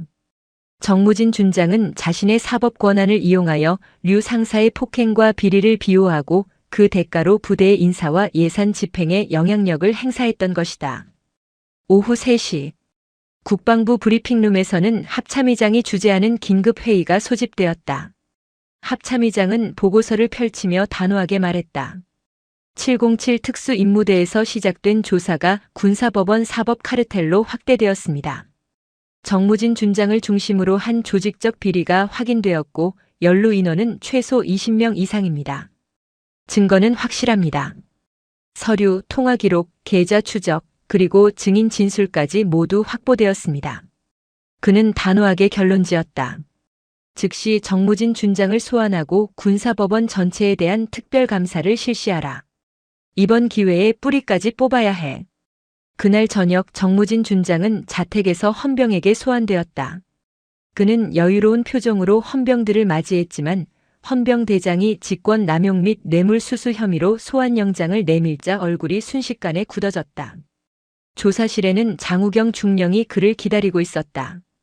준장님, 류지연 상사와의 관계에 대해 설명해 주시죠. 이 메시지는 어떻게 설명하실 건가요? 장중령이 복원된 메신저 기록을 내밀었다. 정무진 준장은 한참을 침묵하다 입을 열었다. 변호인 선임 후 진술하겠소. 장중령은 고개를 끄덕이며 말했다. 그러시죠. 하지만 증거는 이미 충분합니다. 장도연 일병은 생활관에서 뉴스를 통해 정무진 준장의 소환 소식을 들었다. 동기들은 웅성거렸고 도연은 복잡한 심경이었다. 내가 겪은 일이 이렇게 큰 사건으로 번질 줄은 몰랐어. 서민재 대위가 생활관에 들어와 도연을 찾았다. 서 대위는 최근에 부임한 중대장으로 도연을 향한 동정심과 정의감을 동시에 가진 인물이었다. 장일병, 잠시 나와봐. 도연은 긴장한 얼굴로 따라 나갔다. 서 대위는 조용히 말했다. 내가 용기 내준 덕분에 많은 피해자들이 구제받을 수 있게 됐어. 고맙네. 저는 그냥 진실을 말한 것뿐입니다. 도연이 대답했다. 그게 바로 용기야. 하지만 이제부터 진짜 싸움이 시작될 거다. 넌 이제 군 사법 카르텔을 무너뜨린 핵심 증인이자 동시에 온 국민의 주목을 받는 3대 독자가 되었으니까. 서 대위의 말은 도연에게 불안감을 안겨주었다.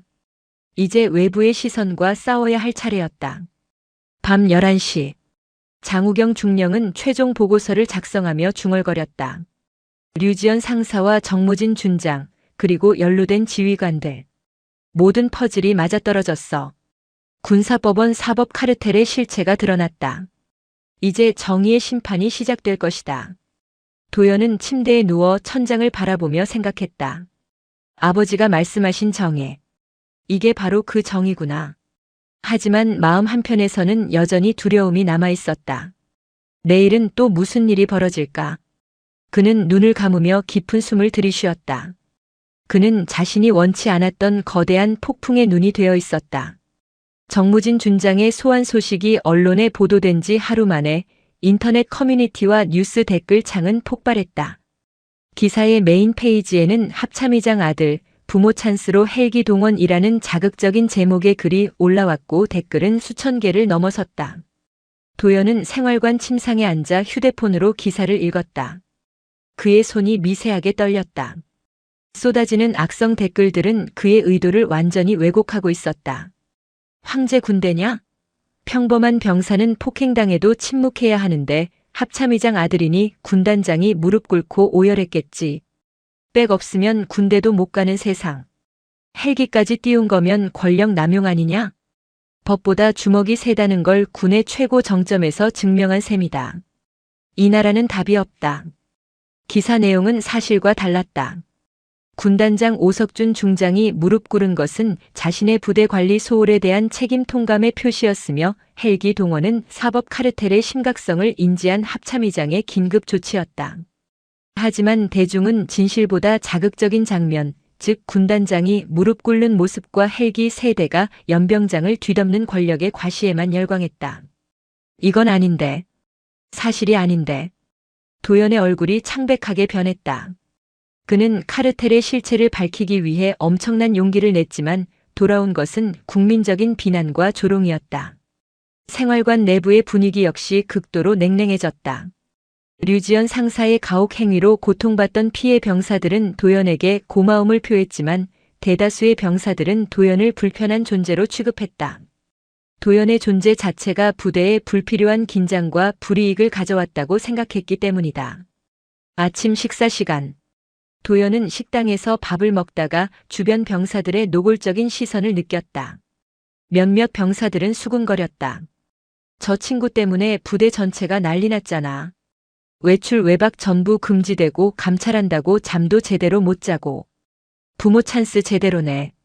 우리한테는 류 상사가 법이었는데 저 친구한테는 아버지가 법이었으니. 도연은 수저를 든 손이 떨렸지만 아무 말도 하지 못하고 밥을 억지로 몇 숟가락 떠먹었다. 밥맛은 흙을 씹는 것처럼 썼다. 식사를 마치고 생활관으로 돌아가는 길 한 병사가 도연의 앞을 가로막았다. 그는 도연을 향해 비웃음을 지었다. 야, 장일병. 너랑 엮이면 불편해.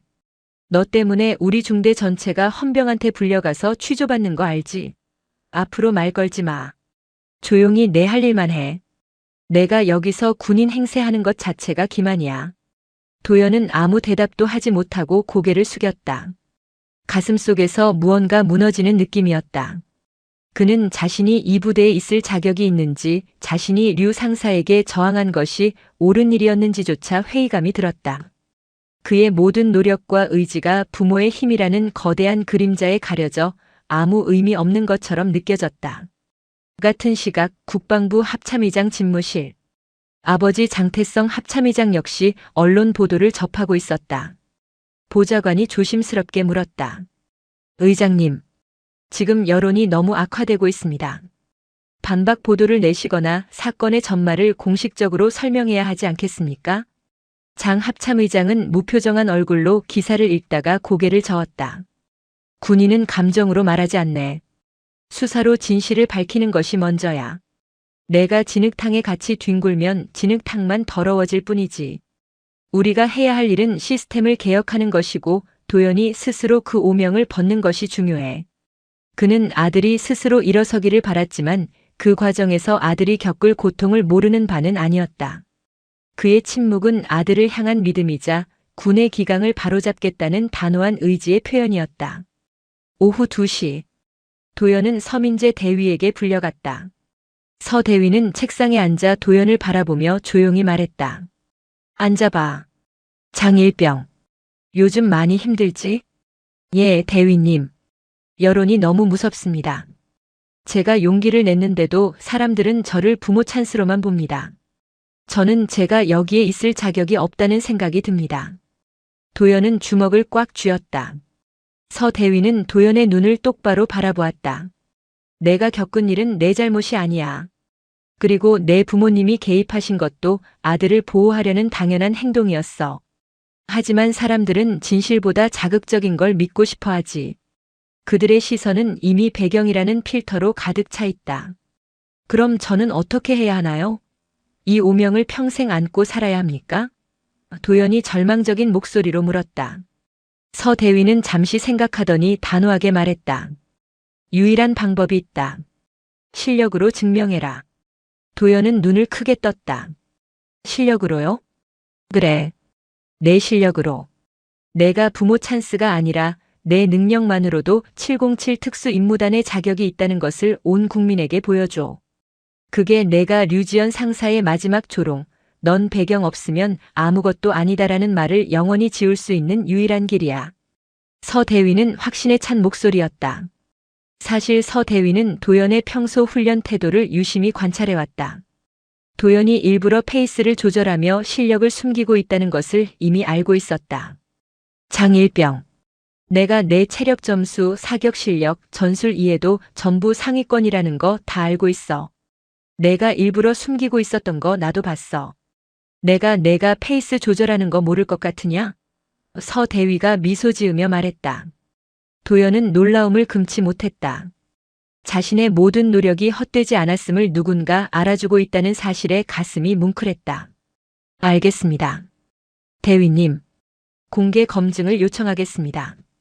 도연은 비로소 결심했다. 더 이상 숨지 않겠다고. 자신이 선택한 길 스스로의 실력으로 걷겠다고. 그날 저녁 도연은 공식 문서를 작성했다. 내용은 간결하고 단호했다. 저는 부모님의 힘이 아니라 저의 실력으로 군인의 자격을 증명하겠습니다. 공개 실력 검증을 요청합니다. 모든 과정은 외부에 투명하게 공개되어야 합니다. 이 문서는 서민재 대위를 거쳐 오석준 중장에게 그리고 최종적으로는 아버지 장태성 합참의장에게 전달되었다. 장태성 합참의장은 아들의 요청서를 읽으며 잠시 눈을 감았다. 아들이 드디어 스스로의 칼을 뽑아들었다는 것에 안도감과 동시에 무거운 책임감을 느꼈다. 보좌관이 물었다. 의장님, 승인하시겠습니까? 공개 검증은 여론의 역풍을 맞을 위험이 큽니다. 장 합참의장은 고개를 끄덕이며 말했다. 승인하네. 하지만 공정해야 한다. 특전사 교관단을 섭외하고 외부 전문가 평가단을 구성하라. 편집 불가, 전 과정 실시간 공개로 진행해. 아들이 스스로의 명예를 걸고 싸우겠다고 하는데 아버지가 막을 수는 없지. 아들의 실력은 아버지가 누구인지보다 중요하니까. 공개 검증 프로토콜이 발표되자 SNS는 다시 한번 들썩였다. 해봐라. 실력 있으면 인정한다. 어차피 짜고 치는 쇼 아니냐? 합참의장이 뒤에 있는데 누가 감히 점수를 깎겠어? 반응은 여전히 극단적으로 나뉘었다. 도연은 댓글을 보며 입술을 깨물었다. 이제 정말 증명해야 해. 실력으로. 검증 일주일 전. 도연은 매일 밤 홀로 훈련했다. 어두운 사격장에서 표적을 맞추고 장애물 코스를 반복해서 뛰었다. 총열 냄새와 땀 냄새가 뒤섞인 공기 속에서 도연은 이를 악물고 버텼다. 그의 머릿속에는 류지연 상사의 마지막 조롱과 자신을 부모 찬스로만 보는 수많은 익명의 시선들이 떠나지 않았다. 어느 날 밤 도연은 사물함에서 류지연 상사가 보낸 편지 한 통을 발견했다. 보호막이 없으면 넌 아무것도 아니다. 공개 검증? 웃기는 쇼나 실컷 해봐라. 도연은 편지를 구겨 쓰레기통에 던졌다. 보호막이 아니라 실력으로 서겠어. 반드시. 그의 눈빛에는 이전과는 비교할 수 없는 결연함이 담겨 있었다. 내일이면 모든 것이 결정된다. 자신이 여기에 있을 자격이 있는지 아니면 정말 부모 찬스인지. 불안과 기대가 뒤섞인 감정 속에서 도연은 주먹을 쥐었다. 새벽 4시. 장도연 일병은 일어나 전투복을 입었다. 거울 속 자신을 바라보는 그의 눈빛에는 지난밤의 불안 대신 굳은 결연함이 담겨 있었다. 오늘은 합참의장의 아들이 아니라 군인 장도연으로 서는 날이었다. 그는 깊은 숨을 들이쉬고 동이 트는 하늘을 올려다보았다. 이제 증명해야 할 시간이었다. 오전 9시. 707 특수임무단 훈련장에는 수백 명의 인파가 모여들었다. 언론석에는 카메라가 질비했고 대형 전광판에는 실시간 타이머가 돌아가고 있었다. 드론 카메라가 훈련장 상공을 선회하며 모든 장면을 생중계했다. SNS 실시간 시청자는 이미 10만 명을 넘어서고 있었다. 평가위원석에는 공정성을 위해 특전사 소속 교관 5명과 외부 군사 전문가 3명이 앉아 있었다. 이들은 어떤 배경에도 흔들리지 않을 만큼 군사 분야의 최고 권위자들이었다. 서민재 대위는 도연의 옆에 서서 조용히 말했다. 긴장하지 마. 장일병. 내가 해왔던 대로만 해. 내 실력은 내 아버지의 계급장보다 더 빛날 거다. 예, 대위님. 최선을 다하겠습니다. 도연은 손바닥에 땀을 닦아냈다. 첫 번째 평가는 사격 능력이었다. 이동 사격, 회피 사격, 정밀 사격 등 총 5가지 과목이 진행되었다. 도연은 소총을 들고 사격 라인에 섰다. 심호흡을 하며 숨을 고르고 방아쇠에 손가락을 걸었다. 그의 자세는 교과서적이었고 그가 그동안 얼마나 치열하게 훈련을 숨겨왔는지 알 수 있었다. 출발 신호가 울리자 도연은 재빠르게 움직이기 시작했다. 첫 번째 정밀 사격 표적. 도연은 숨을 멈추고 방아쇠 각도를 미세하게 조정하며 천천히 당겼다. 탕. 실탄이 발사되고 표적 중앙에 명중했다. 탄피가 바닥에 떨어지며 쨍그랑 소리를 냈다. 이동 사격 구간에서는 상황이 더욱 복잡했다. 도연은 전속력으로 달리면서 불규칙하게 나타나는 표적을 맞춰야 했다. 그의 호흡은 일정하게 유지되었고 발이 땅을 박차는 순간과 방아쇠를 당기는 순간의 타이밍이 완벽하게 일치했다. 그가 지나간 뒤 표적들은 모두 중앙에 구멍이 뚫려 있었다. 관중석에서는 탄성이 터져 나왔다. 와, 저거 다 맞췄어. 실력 있네. 평가위원 중 한 명이 메모를 하며 중얼거렸다. 동선이 교과서적이야. 기본기가 탄탄해. 이런 사격 능력을 가진 일병은 본 적이 없다. 전광판에는 도연의 사격 점수가 표시되었다. 100점 만점에 98점. 도연이 평소에 보여주던 평균 점수를 훨씬 뛰어넘는 압도적인 결과였다. 실시간 댓글창에는 인정 부모 찬스 아니네 같은 글이 올라오기 시작하며 여론이 미세하게 흔들리기 시작했다. 두 번째 평가는 특수장애물 극복 코스였다. 이 코스는 707 특수임무단 대원들의 극한 체력과 정신력을 시험하는 코스로 철봉, 밧줄 오르기, 2m 벽 넘기, 포복 구르기 등 연속된 장애물로 구성되어 있었다. 출발선에 선 도연은 손목을 풀며 준비했다. 신호가 울리자 전속력으로 달려나갔다. 철봉 구간에서 도연은 연속으로 20개 이상의 턱걸이를 해냈다. 팔 근육이 팽팽하게 당겨졌고 땀이 이마를 타고 흘러내렸다. 밧줄 오르기에서는 손바닥이 쓰라렸지만 이를 악물고 정상까지 단숨에 올랐다. 그의 움직임에는 주저함이 없었고 그동안 쌓아온 숨겨진 근력이 폭발하듯 터져나왔다. 2m 벽 넘기 구간에서 도연은 순간적으로 발이 미끄러지는 실수를 범했다. 관중석이 숨을 죽였다. 하지만 도연은 곧바로 몸을 재정비하고 벽을 넘어섰다. 그의 얼굴에는 고통이 아닌 집중만이 가득했다. 평가위원들은 그의 실수조차 높이 평가했다. 실수했을 때 대처하는 능력이야말로 진짜 멘탈이다. 저 친구 정신력이 대단한데. 도연은 마지막 구간까지 전력 질주했고 제한 시간보다 30초 빠르게 코스를 완주했다. 그의 숨소리는 거칠었지만 눈빛은 흔들림 없이 빛나고 있었다. 세 번째 평가는 전술 돌입 및 인질 구출 시뮬레이션이었다. 모의 건물에 진입해 인질 역할을 하는 더미를 구출하는 시나리오였다. 이 과목은 단순한 전투력뿐 아니라 극한 상황에서의 판단력과 리더십을 평가하는 핵심이었다. 도연은 팀원 3명과 함께 작전을 구성했다. 도연이 팀장 역할을 맡았고 진입 각도와 커버링 위치를 간결하고 정확하게 지시했다. 1번 좌측 엄호, 2번 우측 경계, 3번 나와 함께 진입. 호흡은 1초 단위로 끊는다. 건물 진입 순간 도연은 섬광탄 신호를 확인하고 문을 박차고 들어갔다. 좁은 복도에서 표적이 나타났고 도연은 0.2초 만에 판단하고 사격했다. 모의 탄환이 표적 중앙에 정확하게 명중했다. 화약 냄새와 섬광탄의 연기가 복도를 가득 채웠다. 그는 계단을 오르며 팀원들과 완벽하게 호흡을 맞췄고 인질 더미를 안전하게 확보했다.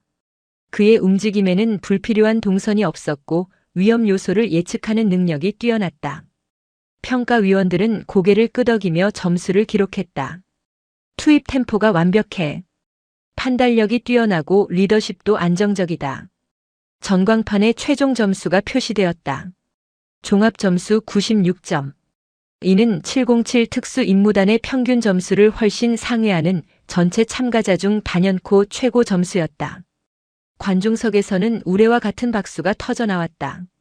실시간 댓글창은 실력 인정 진짜 군인 부모 찬스 취소각으로 가득 찼다. 도연을 향했던 비난과 조롱은 이제 존경과 감탄으로 바뀌기 시작했다. 그는 스스로의 실력으로 여론의 심판을 이겨낸 것이었다. 도연은 숨을 고르며 평가위원들에게 격려했다. 평가 감사합니다. 평가위원장이 일어서며 말했다. 장일병. 우수한 성적이네. 707 특수 임무단에 걸맞은, 아니, 그 이상의 실력이다. 축하한다. 도연은 가슴속에서 무언가 뜨거운 것이 올라오는 것을 느꼈다. 해냈다. 실력으로 증명했다. 그는 이제 떳떳하게 고개를 들 수 있었다. 바로 그때 훈련장 전체에 긴급 사이렌이 울렸다. 굉음이 축제의 분위기를 단숨에 집어삼켰다. 스피커에서는 긴박한 방송이 흘러나왔다. 작전 경보 2단계 발령. 707 대기조는 즉시 집결하라. 반복한다. 작전 경보 2단계 발령. 도연을 포함한 모든 병사들이 긴장한 표정으로 일어섰다. 특전사 교관단과 외부 전문가들마저 표정이 굳어졌다. 서민재 대위가 급히 달려와 도연에게 다가섰다. 그의 얼굴은 방금 전의 미소 대신 실전의 긴장감으로 가득 차 있었다. 장일병. 실전 투입이다. 동해 공해상에서 선박 인질 사건이 발생했어. 707이 출동한다. 도연의 눈빛이 변했다. 방금 끝난 검증은 훈련이었지만 이제부터는 진짜였다. 그는 망설임 없이 소총을 고쳐 잡았다. 예, 대위님. 준비하겠습니다. 평가는 끝났지만 이제 진짜 전투가 시작되는 것이었다. 작전 경보 2단계가 발령된 지 1시간 후. 장도연 일병은 완전 무장을 하고 헬기에 탑승했다. 장갑과 헬멧을 착용하고 소총을 점검하는 그의 손은 떨림 없이 차분했다. 헬기 내부는 로프 장비와 금속 냄새, 그리고 실전의 긴장감으로 가득했다. 옆자리에 앉은 선임은 긴장된 표정이었다. 장일병. 떨리지? 이건 훈련이 아니다. 예, 선임. 하지만 할 수 있습니다. 도연이 대답했다. 그의 목소리는 낮았지만 흔들림이 없었다. 그는 방금 공개 검증을 통해 얻은 자신감과 류지연 상사에게 짓밟혔던 자존심을 모두 실탄처럼 장전한 상태였다. 헬기가 이륙하며 엄청난 돌풍을 일으켰다. 창밖으로는 동해의 망망대해가 펼쳐졌고 수평선 너머로 작전 목표인 정체불명의 선박이 희미하게 보였다. 선박은 공해상에 정지한 채 해군 정보사의 감시를 받고 있었다. 서민재 대위가 작전팀의 리더로서 최종 브리핑을 시작했다. 그의 목소리는 헬기 소음 속에서도 명료했다. 선박 내부에는 민간인 인질 12명이 억류되어 있어. 무장 괴한은 최소 5명으로 추정된다. 우리의 목표는 인질 전원 생還. 최단 시간 내에 목표를 제압하고 인질을 확보한다. 장일병, 내 팀은 후방 복도 진입을 막는다. 인질 안전을 최우선으로 한다. 단 인질을 방패로 삼거나 위협하는 상황에서는 지체 없이 위협 요소를 제거한다. 도연은 소총을 꽉 쥐었다. 이번엔 훈련이 아니었다. 그의 손에 들린 소총은 진짜 생명을 빼앗을 수도 구할 수도 있는 도구였다. 헬기가 선박 상공에 도착하자 바람은 더욱 거세졌다. 도연은 로프를 잡고 문 앞에 섰다. 배의 가판은 금속의 차가움이 느껴졌고 아래로는 파도가 출렁이며 선체를 뒤흔들었다. 특수 임무 대원들의 얼굴에는 오직 임무 완수만이 새겨져 있었다. 하강 시작. 신호와 함께 도연은 로프를 타고 내려갔다. 바람이 거세게 불어 몸이 크게 흔들렸지만 도연은 침착하게 속도를 조절하며 가판에 착지했다. 그의 착지는 완벽했고 발목에 무리가 없었다. 팀원들도 차례로 내려왔고 그들은 재빠르게 진입 대형을 갖추었다. 선박 내부는 좁고 복잡했다.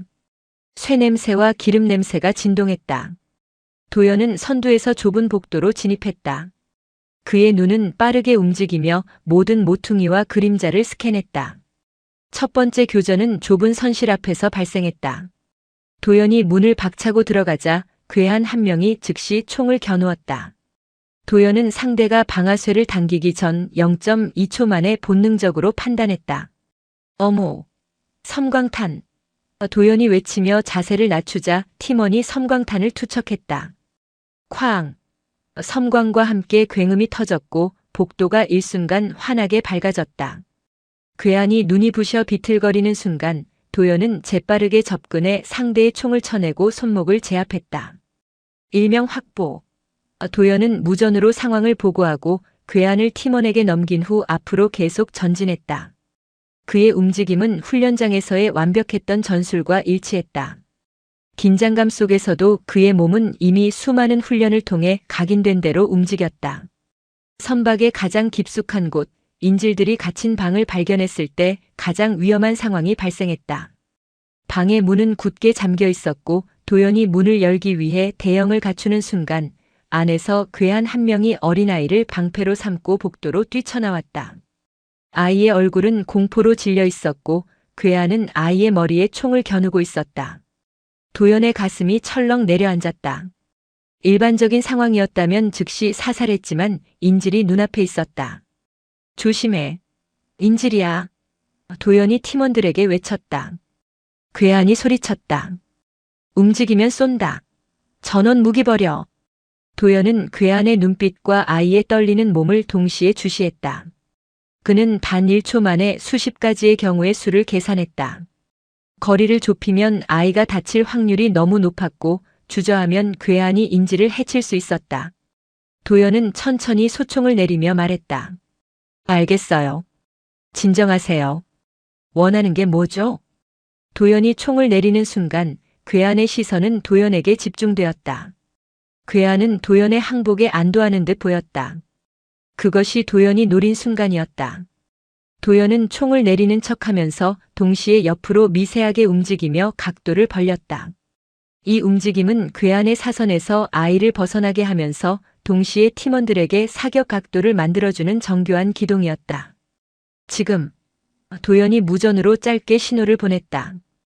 괴한이 도연의 움직임에 놀라 잠시 주춤한 그 찰나의 순간 측면 대형을 잡고 있던 팀원이 섬광탄을 투척하고 문 안쪽으로 진입했다. 괴한이 눈이 부셔 비틀거리는 순간 도연은 전속력으로 달려가 괴한의 팔을 쳐올렸다. 탕! 총성이 허공을 갈랐고 괴한의 총이 바닥에 떨어졌다. 도연은 괴한을 제압하는 동시에 공포에 질려 울고 있는 아이를 재빨리 품에 안았다. 아이는 도연의 전투복에 얼굴을 묻고 울음을 터뜨렸다. 괜찮아요. 움직이지 마세요. 이제 안전해요. 도연은 아이의 등을 두드리며 조용히 속삭였다. 그의 목소리는 부드러웠지만 그의 눈빛은 여전히 날카롭게 주변을 경계하고 있었다. 곧이어 팀원들이 나머지 인질들을 안전하게 확보하고 괴한들을 모두 제압했다. 임무 성공. 인질 전원 생還. 도연의 빠르고 정확한 판단이 모두를 살린 것이다. 헬기로 후송되는 순간 도연은 품에 안고 있던 아이가 울음을 멈추고 잠이 드는 것을 느꼈다. 긴장이 풀리며 온몸에 힘이 빠졌다. 그의 얼굴에는 땀과 화약 냄새, 그리고 안도감이 뒤섞여 있었다. 서민재 대위가 도연의 어깨를 두드리며 말했다. 잘했어. 장일병. 내 판단이 모두를 살렸어. 특히 마지막 인질 확보 작전은 내가 아니었다면 불가능했을 거야. 내 실력은 내가 숨겨왔던 것보다 훨씬 강력하다. 도연은 고개를 끄덕이며 눈을 감았다. 그는 이제 더 이상 부모의 배경에 가려진 3대 독자가 아니었다. 그는 자신의 실력과 용기, 그리고 정의감으로 타인의 생명을 지켜낸 진짜 군인이었다. 다음 날, 언론은 도연을 국민적 영웅으로 보도했다. 헤드라인은 완전히 뒤바뀌었다. 707 영웅, 합참의장 아들이 아닌 국민의 아들로 서다. 공개 검증으로 실력 증명한 장일병, 인질 구출 작전서 결정적 역할. 며칠 전 그를 향했던 비난과 조롱은 사라지고 존경과 찬사가 그를 뒤덮었다. 도연은 생활관에서 기사를 읽으며 조용히 미소 지었다. 이제 실력으로 섰어. 내 힘으로. 그의 군복은 더 이상 족쇄가 아니었고 스스로 선택한 명예의 상징이 되었다. 하지만 도연은 알고 있었다. 진짜 승리는 아직 남아있다는 것을. 바로 정무진 준장과 류지연 상사, 그리고 그들을 비호했던 카르텔에 대한 정의의 심판이었다. 요청하신 대로 남은 이야기를 6번째, 7번째, 8번째 장까지 묶어서 먼저 보내드립니다. 각 장은 요청하신 분량과 모든 제약 조건을 엄격히 지켜 작성되었습니다. 인질 구출 작전의 성공으로 장도연 일병이 국민적 영웅으로 떠오른 지 일주일 후 군사법원 대법정에는 숨막히는 긴장감이 감돌았다. 이제 군사법 카르텔의 실체를 파헤칠 세기의 재판이 시작되는 날이었다. 피고인석에는 정무진 준장과 류지연 상사를 포함해 비리에 연루된 지휘관 18명이 앉아 있었다. 정 준장의 얼굴은 차분함을 가장하고 있었으나 그의 미세하게 떨리는 눈빛은 곧 다가올 심판의 무게를 감추지 못했다. 류 상사는 고개를 떨군 채 여전히 분노와 억울함이 뒤섞인 표정이었다. 방청석에는 언론과 사건 피해자 가족들이 자리를 가득 채웠다. 특히 류 상사에게 폭행당했던 다른 피해 병사들과 그들의 가족들은 굳은 얼굴로 피고인들을 노려보고 있었다. 도연은 재판이 시작되기 전 증인석 대기실에서 출석을 기다리고 있었다. 그는 영웅으로 칭송받았지만 재판정은 그의 명예가 아닌 진실만을 요구하는 냉정한 공간임을 알고 있었다. 육군본부 법무실 소속 장우경 중령이 검사 측을 대표했다. 그녀는 밤낮 없이 자료를 분석하며 방대한 증거 더미를 완벽하게 정리했다. 그녀의 책상 위에는 정무진 준장이 관여한 모든 징계 감경 문서, 류지연 상사와의 암호화된 통화 기록 복원 자료 그리고 연루된 지휘관들의 불법 자금 흐름을 보여주는 계좌 추적 자료가 쌓여 있었다. 장 중령에게 이 재판은 단순한 형사 사건이 아니었다. 오랜 기간 군의 정의를 훼손해온 시스템과의 싸움이었다. 재판장이 법대에 입장하며 선언했다. 군사법원 특별재판부 개정합니다. 장내가 숙연해졌고 정적이 흘렀다. 장우경 중령은 단호한 목소리로 기소장을 낭독하기 시작했다. 피고인 정무진은 자신의 직권을 남용하여 군 기강 위반 사건을 조직적으로 은폐하고 금품을 수수하였으면 군사법원의 독립성을 훼손했습니다. 피고인 류지연은 정무진의 비호 아래 상습적인 폭행과 직권 남용, 그리고 사적인 이익을 취하며 부대 내 부조리를 심화시켰습니다. 이들의 행위는 단순한 개인 일탈을 넘어선 군의 근간을 흔드는 조직 범죄입니다. 정무진 준장의 변호인 측은 즉각적으로 반론을 제기했다. 그들은 모든 혐의를 부인하며 류지연 상사의 폭행은 과도한 훈육 과정에서 발생한 우발적 실수였고 정 준장의 개입은 법률 자문 차원의 정당한 의견 제시였다고 주장했다. 그들은 도연의 아버지가 합참의장이라는 사실을 은근히 언급하며 사건 자체가 최고위직의 권력 남용으로 시작된 불필요한 사정일 가능성을 암시하려 했다. 피고인 정무진 준장은 군 사법의 오랜 기둥이었습니다. 검사 측의 주장은 편파적인 감찰 결과와 증인의 주관적인 진술에 의존하고 있습니다. 특히 장도연 일병의 진술은 자신의 군 생활을 비호하려는 의도가 개입되었을 가능성을 배제할 수 없습니다. 변호인의 발언은 치밀하게 계산된 수사였다. 장우경 중령은 변호인의 발언에 흔들림 없이 차분하게 반박했다. 저희는 증인의 진술뿐만 아니라 피고인들의 서명이 담긴 서류, 통화 기록, 그리고 명확한 금전 흐름을 보여주는 디지털 증거를 확보했습니다. 정당한 법률 자문이 아닌 조직적인 징계 감경 청탁이 오고 갔음을 곧 증명할 것입니다. 재판은 팽팽한 기싸움으로 이어졌다. 정무진 준장은 피고인석에 앉아 고개를 숙이고 있었지만 도연의 이름이 언급될 때마다 그의 얼굴에는 미세한 경련이 일었다. 류지연 상사는 때때로 장 중령을 노려보며 침묵했지만 그의 내면에서는 자신의 든든했던 뒷배가 무너지고 있다는 절망감이 피어오르고 있었다. 재판장은 검사 측의 증거 자료 제출을 요구하며 이틀 뒤 핵심 증인인 장도연 일병의 증언을 듣겠다고 공지했다. 법정을 나서는 도연은 자신의 어깨에 짊어진 무게를 다시 한번 느꼈다. 그는 이 재판의 핵심이었고 그의 증언 하나하나가 수많은 사람들의 운명과 군의 미래를 결정할 열쇠가 될 터였다. 그는 증인석에 서서 진실만을 말하겠다고 다시 한번 다짐했다. 도연은 증인석에 앉아 선서를 했다. 방청석의 모든 시선이 그에게 쏠렸고 수많은 카메라가 그를 향해 플래시를 터뜨릴 준비를 하고 있었다. 그의 목소리는 떨림없이 법정 내부에 울려 퍼졌다. 양심에 따라 숨김없이 말하겠습니다. 장우경 중령이 질문을 시작했다. 그녀는 도연이 류지연 상사에게 당했던 폭행과 괴롭힘의 구체적인 상황을 순서대로 물었다. 도연은 감정을 절제하며 사실만을 증언했다. 류 상사는 3대 독자라는 이유로 저를 표적으로 삼았습니다. 사물함 각도부터 시작해 모든 것을 트집 잡았고 사적인 관사 청소를 명령했습니다. 거절하면 공개적인 망신을 주거나 밤에 따로 불러 폭언을 퍼부었습니다. 그리고 면회 당일 어머니가 싸온 도시락이 발로 차이고 사람들 앞에서 걷어차였던 폭행의 순간을 증언할 때 도연의 목소리는 미세하게 떨렸다. 저는 처음에는 참으려고 했습니다. 하지만 그 폭행은 저만의 문제가 아니었습니다. 류 상사는 자신이 판사에게 비호받고 있다는 점을 상습적으로 언급하며 자신을 부대의 법이라고 생각했습니다.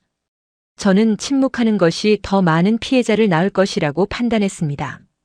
방청석에서는 훌쩍이는 소리가 들렸다. 피해자 가족들이었다. 이어서 장우경 중령은 다른 피해 병사들을 증인으로 소환했다. 병사들은 떨리는 목소리로 매일 밤 상사의 관사 청소를 해야 했던 40kg의 군장을 메고 몇 시간 동안 기압을 받아 탈수 증상으로 쓰러졌던 그리고 류 상사에게 복종하지 않으면 가족에게까지 불이익이 갈 수 있다는 협박을 들었던 등을 증언했다.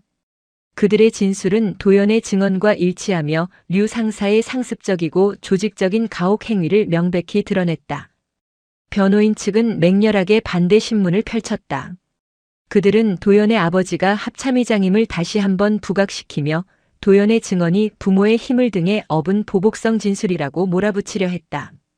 장일병, 피고인이 당신을 폭행한 직후 당신의 아버지가 헬기를 동원하여 군단장을 호출한 것은 사실입니까? 당신이 그 배경을 알고 그 힘을 빌린 것은 아닙니까? 변호인이 날카롭게 물었다. 도연은 고개를 저었다. 저는 그 상황에서 아버지가 전화를 거시는 것을 보지 못했습니다. 아버지는 제가 아닌 부조리한 시스템에 전화를 거신 것입니다. 저는 제 실력으로 707에 들어왔고 제 실력으로 인질 구출 작전을 완수했습니다. 저의 증언은 사실이고 제 아버지의 직위와는 무관합니다. 도연의 단호한 대답은 방청석에 큰 울림을 주었다. 장우경 중령은 결정적인 순간을 놓치지 않았다.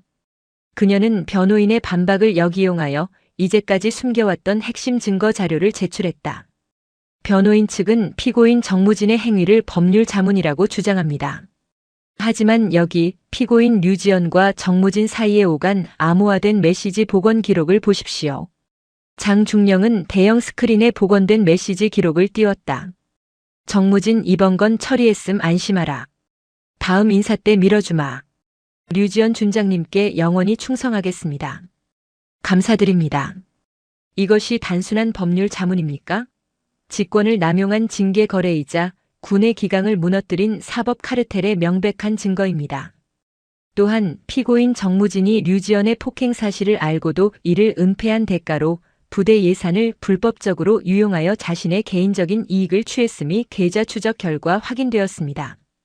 장 중령은 이어서 류지연의 폭행 사건 감경 판결문 하단에 찍힌 정무진 준장의 암호화된 서명 패턴을 제시했다. 증거는 명확하고 반박의 여지가 없었다. 법정 내부는 충격과 분노로 술렁거렸다.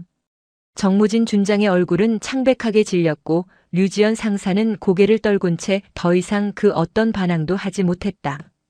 그들의 권력은 무너졌고 그들을 비호했던 그림자는 실체를 드러낸 채 심판대에 오르게 되었다. 재판장은 증거의 명확성을 확인하고 최종 변론 후 다음 주에 판결을 선고하겠다고 공지했다. 도연은 법정을 나서며 마침내 무거운 짐을 내려놓은 듯한 해방감을 느꼈다. 진실은 밝혀졌고 이제 남은 것은 정의의 심판뿐이었다. 일주일 후 다시 열린 법정에는 숙연한 침묵이 흘렀다. 재판장은 긴 침묵 끝에 최종 판결문을 낭독하기 시작했다. 피고인 정무진에 대한 판결을 선고합니다. 피고인은 직권을 남용하여 조직적인 비리를 저지르고 군 사법의 독립성과 공정성을 심각하게 훼손하였습니다. 이는 군의 기강을 무너뜨린 중대한 범죄에 해당합니다. 정무진 준장은 피고인석에 앉아 재판장을 똑바로 응시했다. 피고인 정무진에게 징역 8년과 군에서 제명을 선고합니다. 정 준장의 얼굴이 순간적으로 무너졌다. 징역 8년은 그에게 사실상 사회에서의 영원한 매장을 의미했다. 다음은 피고인 류지연에 대한 판결입니다. 피고인은 우월적 지위를 이용하여 상습적인 폭행과 직권 남용 그리고 위계에 의한 강요 등의 혐의가 모두 입증되었습니다. 피고인의 행위는 수많은 젊은 군인들의 명예와 자존심을 짓밟았으며 군내 부조리를 심화시켰습니다. 피고인 류지연에게 징역 5년과 군에서 제명을 선고합니다. 류 상사는 고개를 떨구었고 그의 어깨가 크게 들썩였다. 연루된 다른 지휘관들에게도 차례로 징계 면직, 강등, 영창 등의 책임에 맞는 처벌이 내려졌다. 정의가 승리하는 순간이었다. 재판장이 마지막으로 선고했다. 군은 정의를 수호하는 조직입니다. 오늘의 판결이 군 기강 확립과 제도 개선의 계기가 되기를 바랍니다. 방청석에서는 조용하지만 뜨거운 박수가 터져나왔다. 피해자 가족들은 눈물을 흘렸고 도연은 가슴 벅찬 안도감을 느꼈다. 재판이 끝난 후 국방부는 즉각적으로 군사법원 제도 전면 개편을 발표했다. 아버지 장태성 합참의장은 직접 국방부 브리핑을 진행했다. 이번 사건을 계기로 군 사법제도의 미비점을 철저히 보완하겠습니다. 징계 감경 권한은 분산되며 외부 법률기구가 참여하는 투명한 시스템을 구축하겠습니다. 사적이고 부당한 지시는 전면 금지되며 위반 시 즉각 조치하겠습니다. 합참의장의 단호한 발표는 국민들에게 큰 신뢰를 주었고 군 내부에서는 대대적인 시스템 개혁이 시작되었다. 707 특수임무단도 전면 재편되었다. 서민재 대위는 새로운 중대장으로 정식 임명되었고 부조리 신고 채널이 상시 운영되기 시작했다. 도연은 그 후 부대 내에서 완벽하게 인정받는 존재가 되었다. 그를 향한 시선은 더 이상 3대 독자가 아닌 용기 있는 장일병이었다.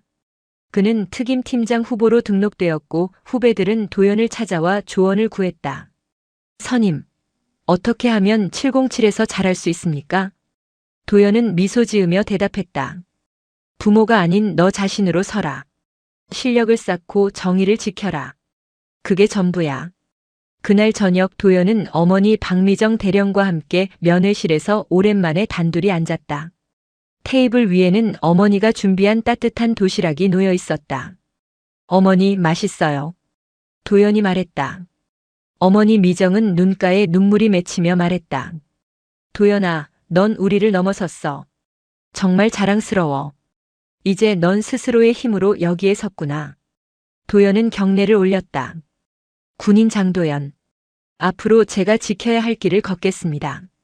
그의 내면에는 더 이상 불안이나 죄책감이 없었다. 그는 자신의 힘으로 불의를 이겨냈고 스스로의 존재 가치를 증명했다. 정의는 누군가 대신 해주지 않는다. 자신이 쏜 총구에서 시작되는 것이다. 도연은 이제 그 길을 걸어갈 준비가 되어 있었다. 재판이 끝나고 며칠 후 장도연 일병은 아버지 장태성 합참의장으로부터 공식적인 면회 요청을 받았다. 이번 면회는 일체 감시나 제약 없이 오직 아버지와 아들로서 마주하는 시간이었다. 707 특임단의 작은 면회실. 햇살이 창을 통해 들어왔고 복도에는 평화로운 웃음소리가 들렸다. 장태성 합참의장은 정복 차림이 아닌 편안한 사복 차림이었다. 여전히 감정을 잘 드러내지 않는 무표정이었지만 그의 눈빛은 이전과는 달리 깊은 회한과 안도감을 담고 있었다. 도연은 경례 대신 공손하게 인사를 올리고 테이블 맞은편에 앉았다. 두 사람 사이에는 묵직한 침묵이 흘렀다. 그 침묵은 군 최고위 장성과 일병이라는 계급의 거리가 아닌 3대 독자라는 무게와 그 무게를 벗어 던지려 했던 아들의 치열한 투쟁이 남긴 잔해였다. 마침내 장 합참의장이 먼저 입을 열었다. 그의 목소리는 낮았지만 모든 음절에 진심이 배어 있었다. 도연아, 나는 너를 보호하려 했던 것이 아니라 너를 내 소유물처럼 지키려 했다. 3대 독자라는 족쇄를 내게 채웠고 내가 스스로의 의지로 가장 험한 길을 택했을 때도 나는 내 실력이 아닌 내 배경이 너를 지켜줄 것이라 착각했다. 도연은 아버지를 물끄러미 바라보았다. 아버지가 이렇게 개인적인 감정을 드러내는 것은 평생 처음이었다. 내가 류지연에게 폭행당했을 때 내가 했던 행동은 아들을 구하려는 아버지의 본능이기도 했지만 동시에 내 통제 영역 밖의 부조리에 대한 분노였다. 하지만 나는 수십 년 동안 최고 지휘관의 위치에 있으면서도 내가 겪었던 그 작은 부조리를 시스템적으로 해결하지 못했다. 오히려 그 시스템의 일부가 되어 눈을 감고 있었지. 장 합참의장은 잠시 말을 멈추고 깊은 숨을 내쉬었다. 내가 그 부조리에 정면으로 맞섰고 내 용기가 군 사법 카르텔의 뿌리를 뽑아내는 계기가 되었다. 이 거대한 개혁은 내가 별 4개를 달고 명령을 내리는 것만으로는 결코 이루어질 수 없었던 일이다. 내가 스스로의 명예를 걸고 실력으로 증명하겠다고 나섰을 때 나는 내가 비로소 내 그림자를 벗어났음을 깨달았다. 그는 테이블 위로 손을 내밀어 도연의 손을 잡았다. 그의 손은 굳은 살이 박여 있었지만 따뜻했다. 나는 오늘 비로소 군인이기 전에 아버지로 돌아간다. 너를 보호하려고 했던 것이 오히려 내게 가장 큰 족쇄가 되었구나. 미안하다. 도연아. 도연의 눈가가 뜨거워졌다. 그가 그토록 원했던 인정과 용서는 아버지의 권력이 아닌 한 인간으로서의 진심이 담긴 이 한마디에 있었다. 아버지 아닙니다. 그 보호 덕분에 제가 여기까지 올 수 있었습니다. 아버지께서 평생 지키려 하셨던 군의 정의가 무엇인지 저는 이 부조리를 겪으면서 비로소 깨달았습니다. 이제는 제가 스스로 설 차례입니다. 아버지를 원망하지 않습니다. 도연이 말했다. 장 합참의장은 조용히 고개를 끄덕였다. 그는 아들에게 더 이상 무리하지 마라고 말하지 않았다. 대신 그는 아들의 눈빛에서 군 최고 지휘관으로서 자신이 평생 짊어져야 할 책임감을 보았다. 내가 앞으로 걸어갈 길은 더욱 험난할 것이다. 넌 이제 단순히 정무진과 류지연을 이긴 것이 아니라 군 내부의 뿌리 깊은 구조적 모순을 이겼다. 하지만 모순은 언제든 다시 고개를 든다. 끊임없이 싸워야 할 것이다. 네. 아버지. 저는 제가 해야 할 일을 하겠습니다. 제가 겪은 고통이 헛되지 않도록 더 이상 저와 같은 피해자가 나오지 않도록 감시하고 행동하겠습니다. 면회가 끝날 무렵 어머니 박대령이 조용히 면회실로 들어섰다. 그녀는 테이블 위에 놓인 도시락을 바라보며 미소 지었다. 이제 마음 편히 먹자. 이젠 우리가 널 지킬 필요 없이 내가 이 부대의 정의를 지키겠구나. 도연은 어머니를 향해 환하게 웃었다. 그의 웃음은 이제 부모의 그림자에서 벗어난 완전한 독립과 성취를 담고 있었다. 그는 자리에서 일어나 정식으로 경례를 올렸다. 군인 장도연. 앞으로 제가 지켜야 할 길을 걷겠습니다. 장 합참의장과 박대령은 동시에 아들의 경례에 화답했다. 그것은 더 이상 부모와 아들의 관계가 아닌 군인과 군인으로서 서로의 명예를 존중하는 경의의 표현이었다. 이로써 장도연은 비로소 자신의 배경으로부터 완전히 자유로워졌다.